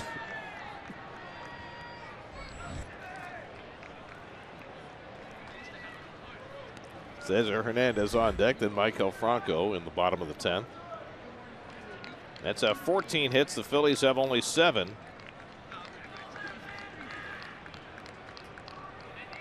But the Mets have left 11 runners on base through 10 innings tonight. That's cracked into left center, and that's going to fall for a base hit. So Dubal Herrera aboard to start the bottom of the 10th inning. Well, good pitch by Henderson, but just off the end of the bat and placed perfectly against the Mets defense. So we'll see how Pete Buchanan plays it here. Cesar Hernandez is 0 for 4 tonight at the plate. Michael Franco, who has struck out 3 times in 4 at-bats, on deck. Well, you see the defense, Cabrera back up and get into double play situation. David's pinched in case Hernandez is going to bunt. He's a great bunter. And trying to find out. Yep. Henderson throws to first. Cabrera had 16 stolen bases last year, but caught 8 times, so not his strength. He has 2 steals this year. Right in on the grass at third. And Hernandez is asked to bunt and offers and foul tips it. 0-1. It's interesting. These players that are great at bunting for a base hit, not always so good at sacrifice bunting. Well, it is a very different skill. Yeah, it is. It is.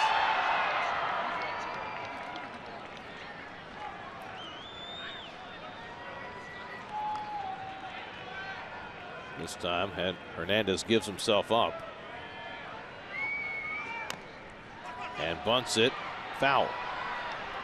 Garneau made sure and then grabbed it in the batter's box, and it's a 2-strike count to Hernandez. They're also going to extra innings in Atlanta.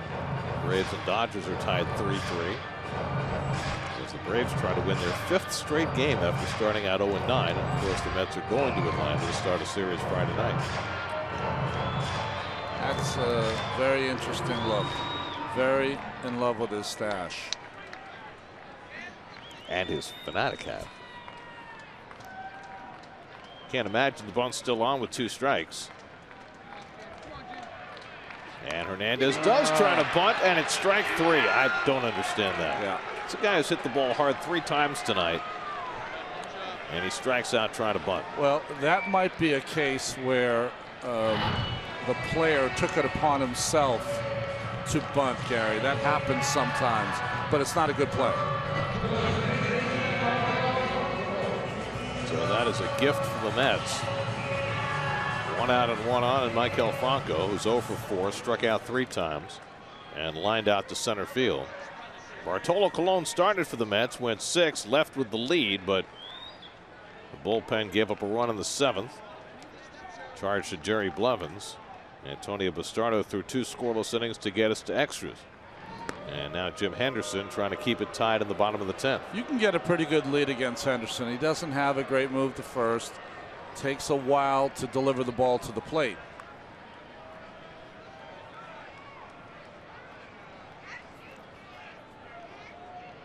Herrera stretching out his lead. And Franco takes a knee-high strike. Got Ryan Howard looming on deck.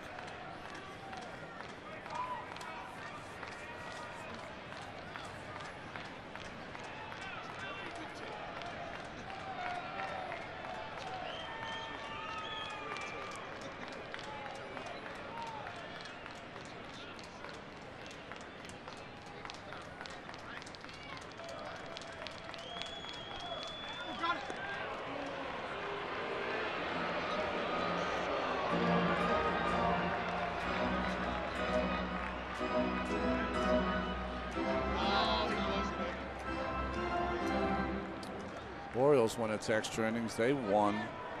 Caleb Joseph scored on a pass ball. Ooh, that's a bad way to lose. It is.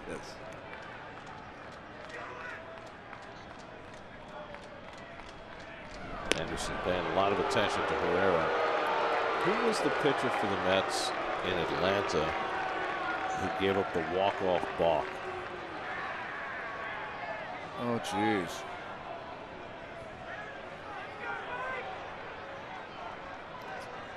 4 or 5 years ago, maybe. Wasn't DJ Carrasco, maybe. was it? Yep. I think you're right. That's a good call, Ronnie. Plucking those obscure Met pitchers from the last decade. I'm feeling a little sad for DJ that that's my memory of him. Just balking on the winning run. That's not very good.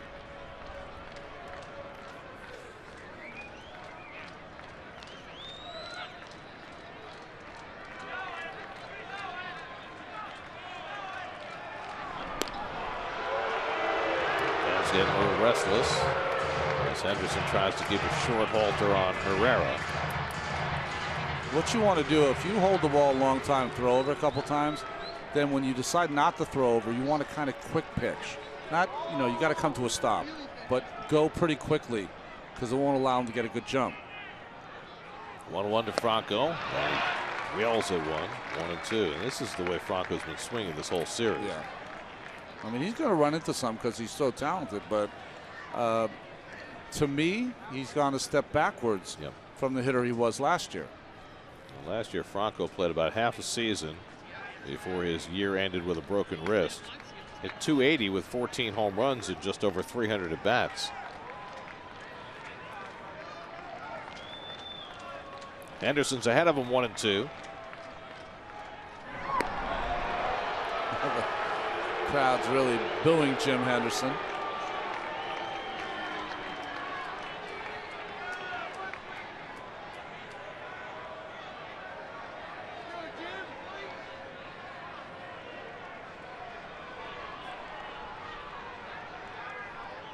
One-two coming. And a high fly ball hit to left. Conforto moving over.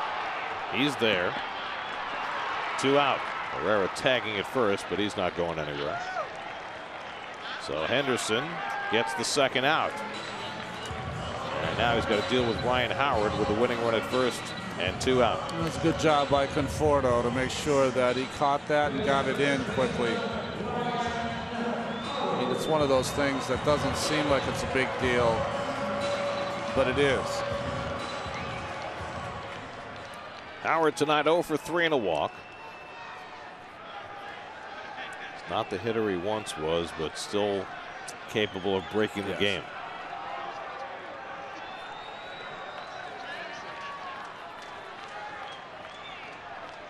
Oh for 1 in his career against Jim Henderson.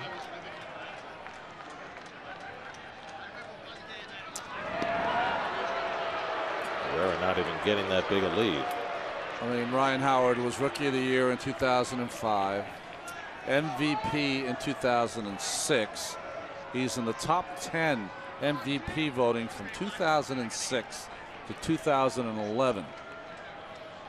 That's a long period of excellence.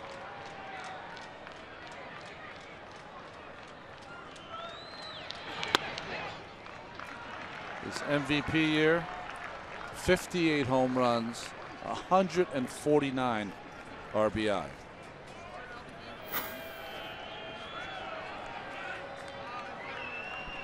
Howard now 36 years old, in the final year of that enormous contract that the Phillies gave him as his career was starting to decline.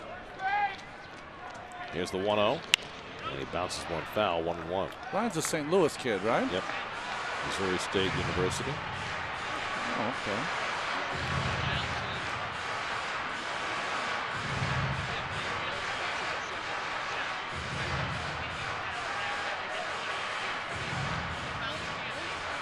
Anderson gave up a leadoff hit to Herrera. Struck out Hernandez trying to bunt. Got Franco in a fly ball. Now trying to get through Howard and get this game to the 11th.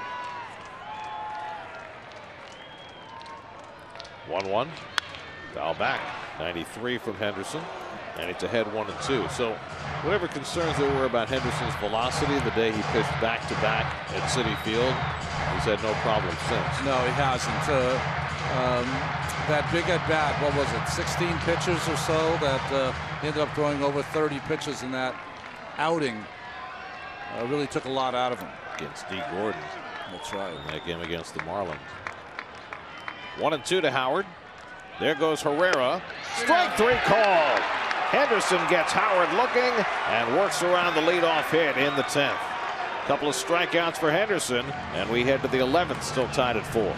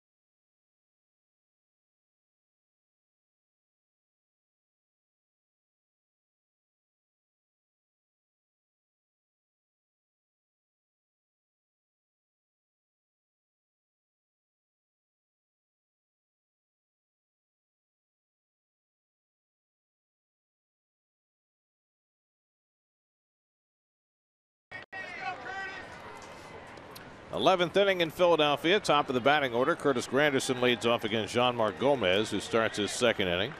Granderson's been aboard 3 times tonight. Single, double hit by pitch, 2 for 4. David Wright and Michael Conforto to follow.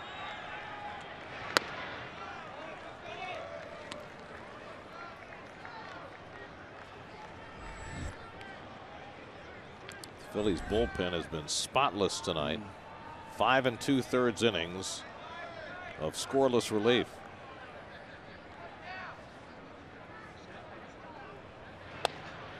And a fastball strike to Granderson, 1-1. Hansel Robles up in the Mets bullpen alongside Jerry's Familia.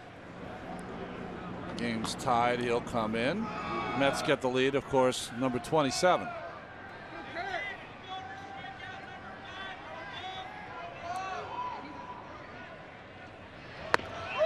Tight to Granderson. Curtis homered last night amongst the Mets' 6 home run barrage. Mets have been held to a mere 2 home runs tonight. 12 in the series. They could use 1 more. Yes, they could.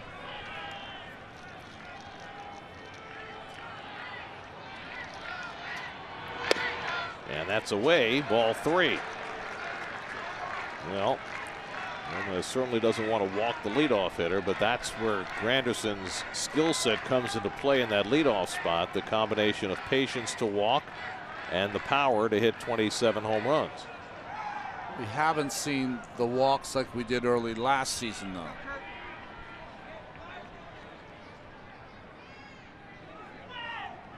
And Curtis watches outside, ball 4, and the Mets have the leadoff man on in the 11th. That's only the 2nd walk issued by Phillies pitchers tonight, up against 15 strikeouts. A leadoff walk is just death for a pitcher anytime, especially in extra innings. Well, nobody looks for the bunt here, with David Wright hitting second in the order. Folks, the Mets do not bunt. They will not bunt. The pitchers will bunt occasionally. They don't even bunt that much. Yeah, Terry Collins scoffs every time anybody says, why don't you play small ball? It's a small ball. We got no speed. We got nobody can bunt. we hit home runs. Every once in a while we'll string some hits together and score some runs that way. David has struck out 4 times tonight. Gone 0 for 5. And takes up an in for ball 1. And so Gomez, after giving up a 2-out double to d'Arnaud in the 10th and coming out for a second inning, all of a sudden having trouble throwing a strike. Well, it should not be a problem for Gomez. Let's remember, really, he came up, well, not came up. When he was in Pittsburgh, he was their long man. So he's used to pitching some extra innings. And even before that in Cleveland, he was a starter. There you go. Gomez worked 2 innings on Sunday. The Phillies played an extra inning game and beat the Nationals after falling behind in the 10th, and Gomez wound up with a win. And Wright takes inside, and Gomez behind 2-0. So all of a sudden throwing strikes is an issue. He walked Granderson. He's behind Wright 2-0. Conforto waits on deck.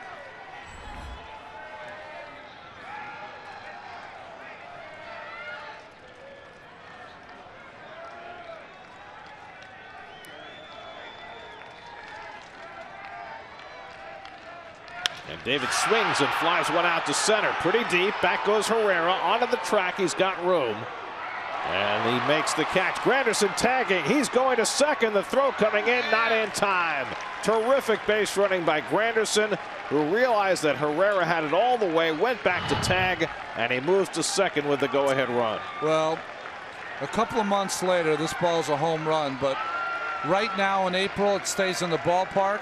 Herrera did just about everything he could do. He's so far back there, and just great base running by Grandy, who just got back in time and had enough foot speed to get to second base. Good play by Granderson. So now runner in scoring position for Conforto. First base open, right-hand hitter on deck, but no thought of walking Conforto. Now with Cespedes on deck. Michael tonight 0 for 4 and a walk. And he takes a slider for a strike. Cespedes to follow.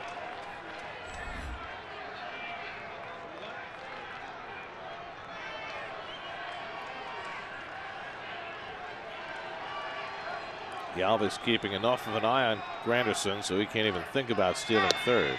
And the backdoor slider for a strike, and Gomez ahead on Conforto 0-2.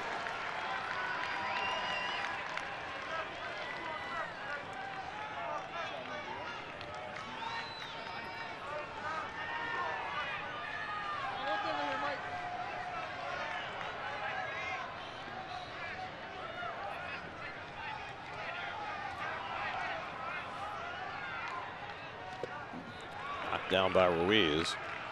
No advance. No, Ruiz called for that one in the dirt. He got it. Perfect block. He had one bounce away from him earlier in the game that brought in a run in the second inning. Watch him take the glove out of play and just kind of block it with his chest protector. Perfect for him.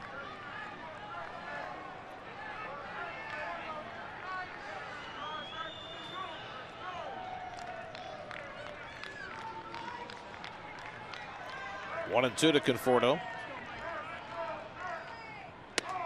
The off-speed pitch misses. 2-2. The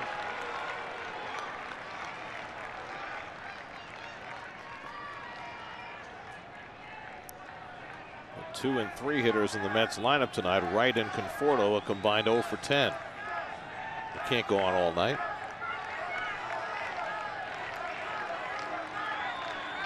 Galvis and Granderson playing a dance out at second base. And Conforto just got a piece to hang in the at-bat. I really love the comments by Conforto when he was put into that third spot. They asked him, you know, what about being a third place hitter? He said, I'm excited. You know, I've been a third place hitter my entire life. You know, what's my job to do anyways? To go up there, take a good at-bat, work the pitcher, get base hits. Same thing I'll do now. So it felt totally natural. Yeah. And he's looking for the natural base hit to get the lead run home. 2-2. Low and in, full count. Well, Gomez had Conforto in a 2-strike hole, and Michaels worked his way back to a full count. He wanted to make the perfect pitch there, that pitch that comes back over the inside corner. He wasn't able to do it. The first 2 pitches of this at bat was a slider for a strike and a backdoor slider. I mean, I would book the house that he's going to get a 3-2 slider here.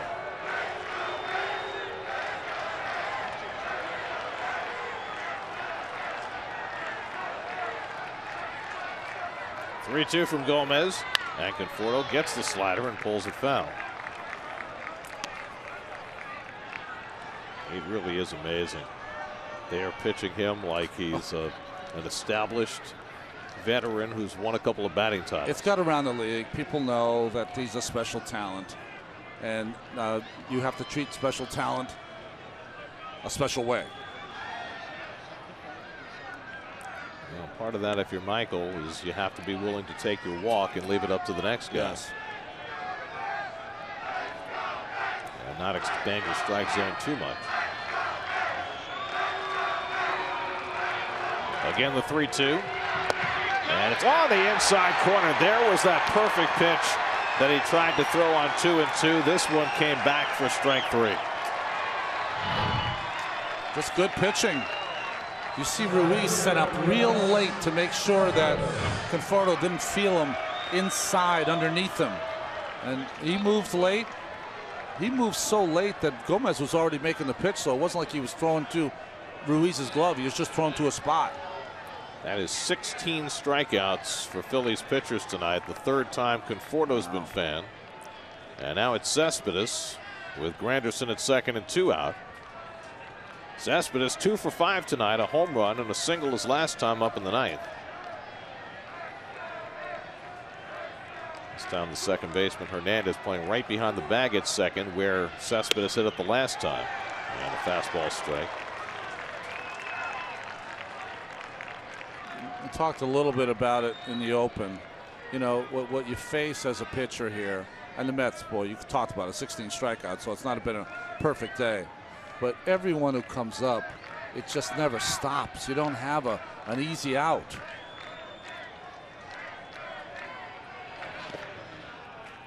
Ruiz blocks another one. Ball and a strike. Lucas Duda would be next. Still leads the triple for the cycle. Take a single. This Mets lineup is just one Paul Bunyan after another. Cespedes just 1 for 6 in his career against Jean-Marc Gomez.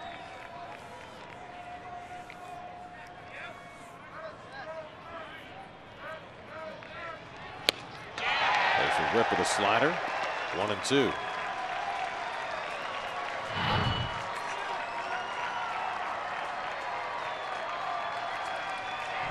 And as David Wright explained the other day, as Ruiz goes back out again, you know, when they've hit a couple homers tonight, but when they're not hitting homers and they're in these extra inning situations, they have to find out how to put the ball in play with 2 strikes.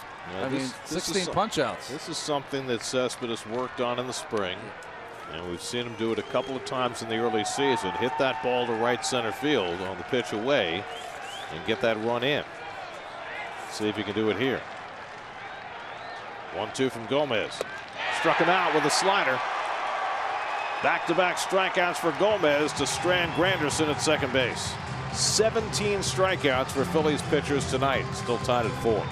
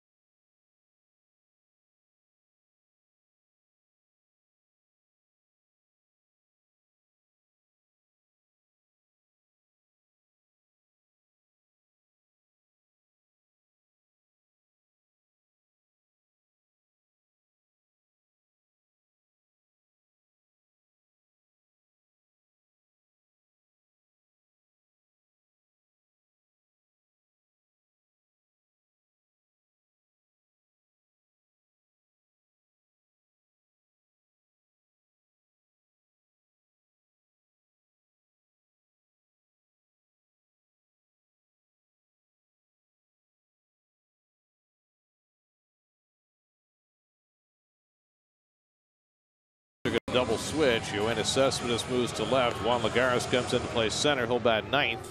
And Conforto comes out of the game. Hansel Robles goes in his spot in the batting order. Well, the reason they made that double switch is that you want Robles to go extra innings if he has to, 2, 3, multiple innings. Well, Lagares in center field, and last night he showed off his Gold Glove form at its best. Well, this ball was hit on the line, went to his left, he found it, and at the very last minute robbed a home run and saved Rafael Montero. One of the best catches I've seen in quite some time. It also led to Montero not pitching a second inning, and Robles pitching the ninth in an 11-1 game, and you hope that doesn't come back to bite the Mets tonight. Yeah. Although Robles seems to be a guy who thrives on as much work as possible. Carlos Ruiz leads off in the home 11th inning and takes low and in from Robles. Ruiz is 3 for 4 tonight in his first action in the series. Robles, the 6th Met pitcher of the night after Colon started and went the first 6. Ruiz lifts one to shallow right center. And in comes Granderson to call. One away. Extra innings on SNY is brought to you by Nissan. Choose Nissan today for great offers on our most exciting lineup ever. Shop ChooseNissan.com. There's Freddie Galvis in the Phillies' extra inning victory against the Nationals on Sunday. It was Galvis who had the game-winning hit. David Hernandez, next man up in the Philly bullpen. They just used their closer, Jeanmar Gomez, for 2 innings.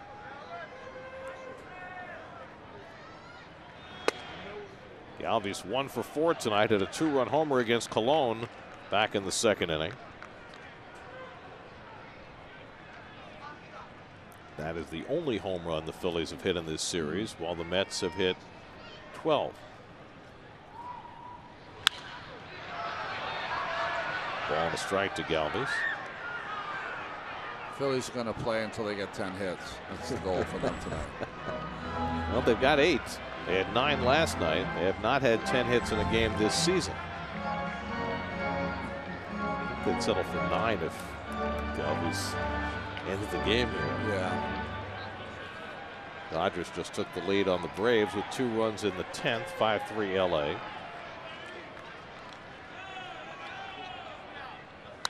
And Galvis fouls back another one, 1-2.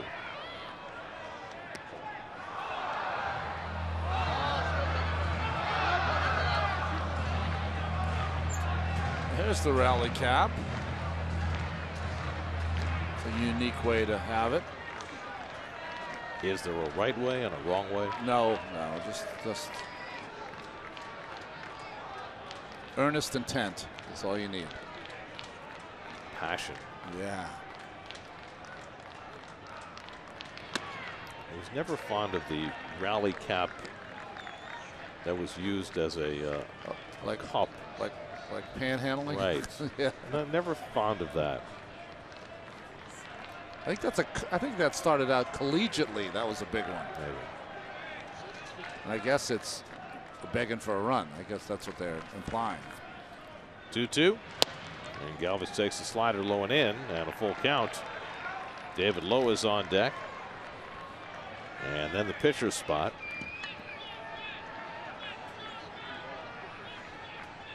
Blevins, Reed, Bastardo, Henderson have all worked tonight. And now Robles here in the 11th. 3-2. And it's drilled into right field. Granderson will have to play it off the wall. Galvis heads for second. And he is in safely with a 1-out double.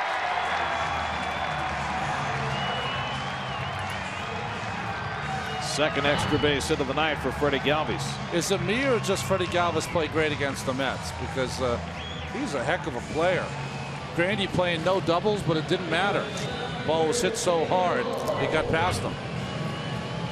Well, the Phillies rushed him to the big leagues a few years ago. He wasn't really ready, but he has blossomed into a very good major league player.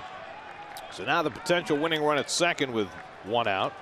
And here's David Lowe, who has 2 hits and a sacrifice fly, and the Mets will walk him intentionally, fill the empty base. Emmanuel Burris is out on deck to pinch hit for the pitcher.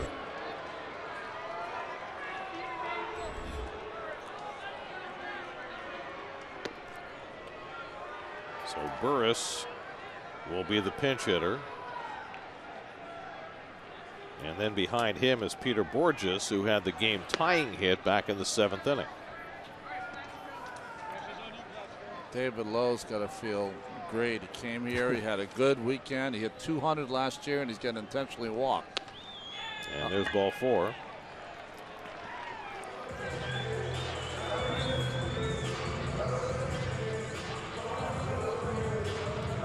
And Dan Warthen's going to jog out to the mound. Start your 30-second clock. Danny's going to be in the best shape of his life at the end of the year.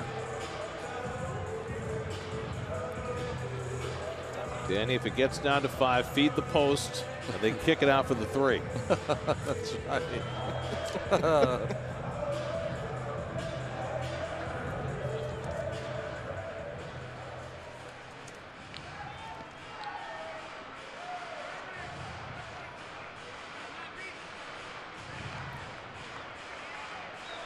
Cabrera wants to know what the signs are going to be, so he can position himself accordingly. Emmanuel Burris 1 for 13 to start the year. Kent State University, Emmanuel Burris. Golden Flash. He's a DC kid. Oh, yeah? Yeah. Got a little time with the Nationals last year. Started out his career with the Giants. Galvis at second, Lowe at first with 1 out. And it's way outside, and the runners will advance. Darno barely able to get the glove on it and then couldn't secure it on the bounce. And Galvis aggressively going to third. Well, it's just nothing that Travis could do there. I mean, when you call a fastball from a big league pitcher, you don't expect it to be 6 feet outside. So it's a wild pitch charge to Robles, and that moves the winning run to third and will force the Mets to bring the infield in. Now they have to decide whether to walk Burris and pitch to Borges. You got the switch hitter at the plate, the right-hand hitter on deck.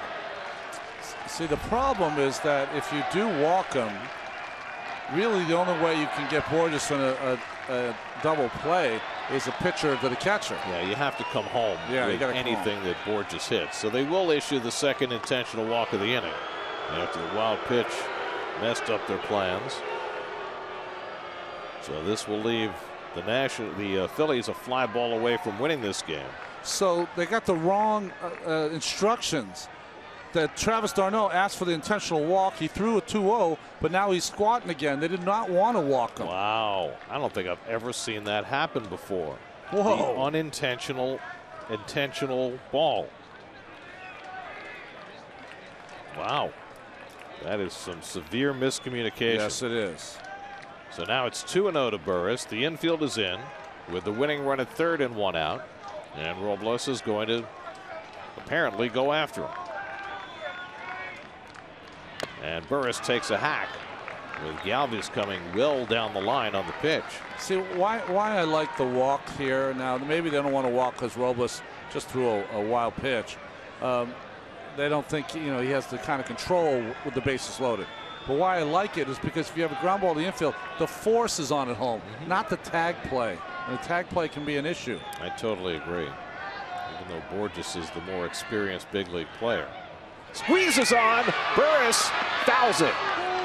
So they tried for the game-winning suicide squeeze, and Burris barely made contact and fouled it at the plate. That was a good call by Pete McCannon. Almost executed perfectly. Burris turned around late, double hit on the bat.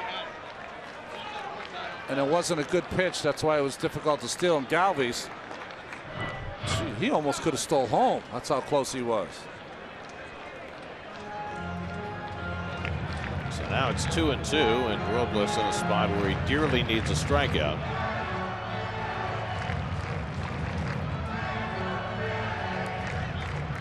So after the unintentional intentional ball to make it 2-0, Robles has come back to get to 2-2.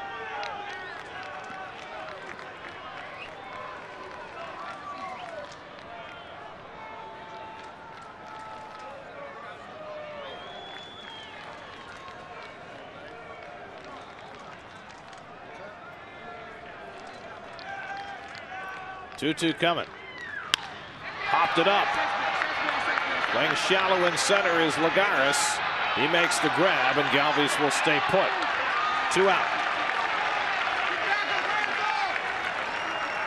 And that's why they say in those situations you only play as deep in the outfield as you can throw, since anything over your head ends the game anyway.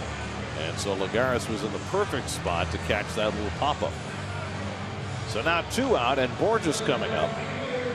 Borges delivered the game-tying hit in the 7th inning against Addison Reed, a single to right field that scored David Lowe to make it 4-4. See, I think McCannon, it was a good call for the squeeze, but I would have done it 2-0. After the Mets screwed up, you knew that he had to throw a strike. It would have been a perfect time to put it on. When you put it on with 2-1, if you don't make the play, he's only got 1 strike left. Borges is 1 for 4 tonight. Don't discount his ability to bunt for a hit. And he pops one up, third base side and foul ground, right coming over near the stands, reaches and can't quite get to it. There's a lot of room over there on the side in foul territory, and David staggered to the finish, and it was just beyond his reach.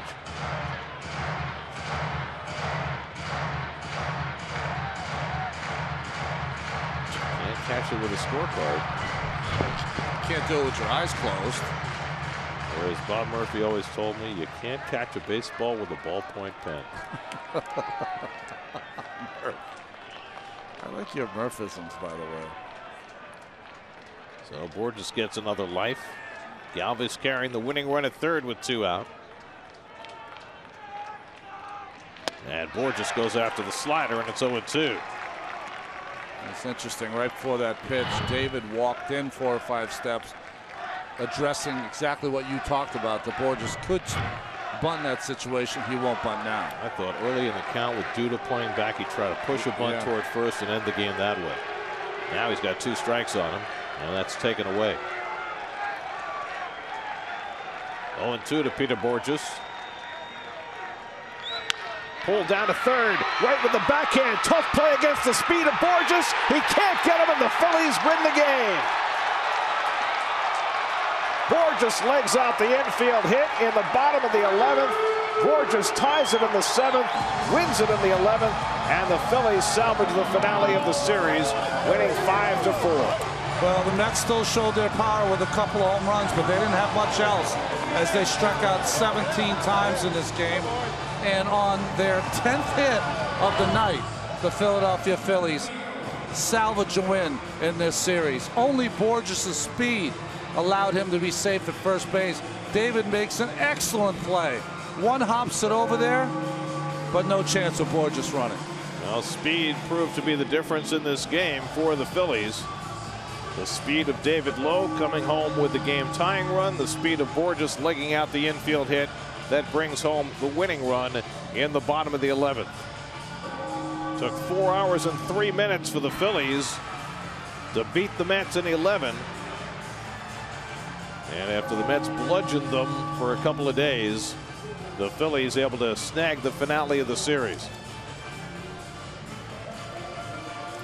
Game summary presented by Affinity Health Plan.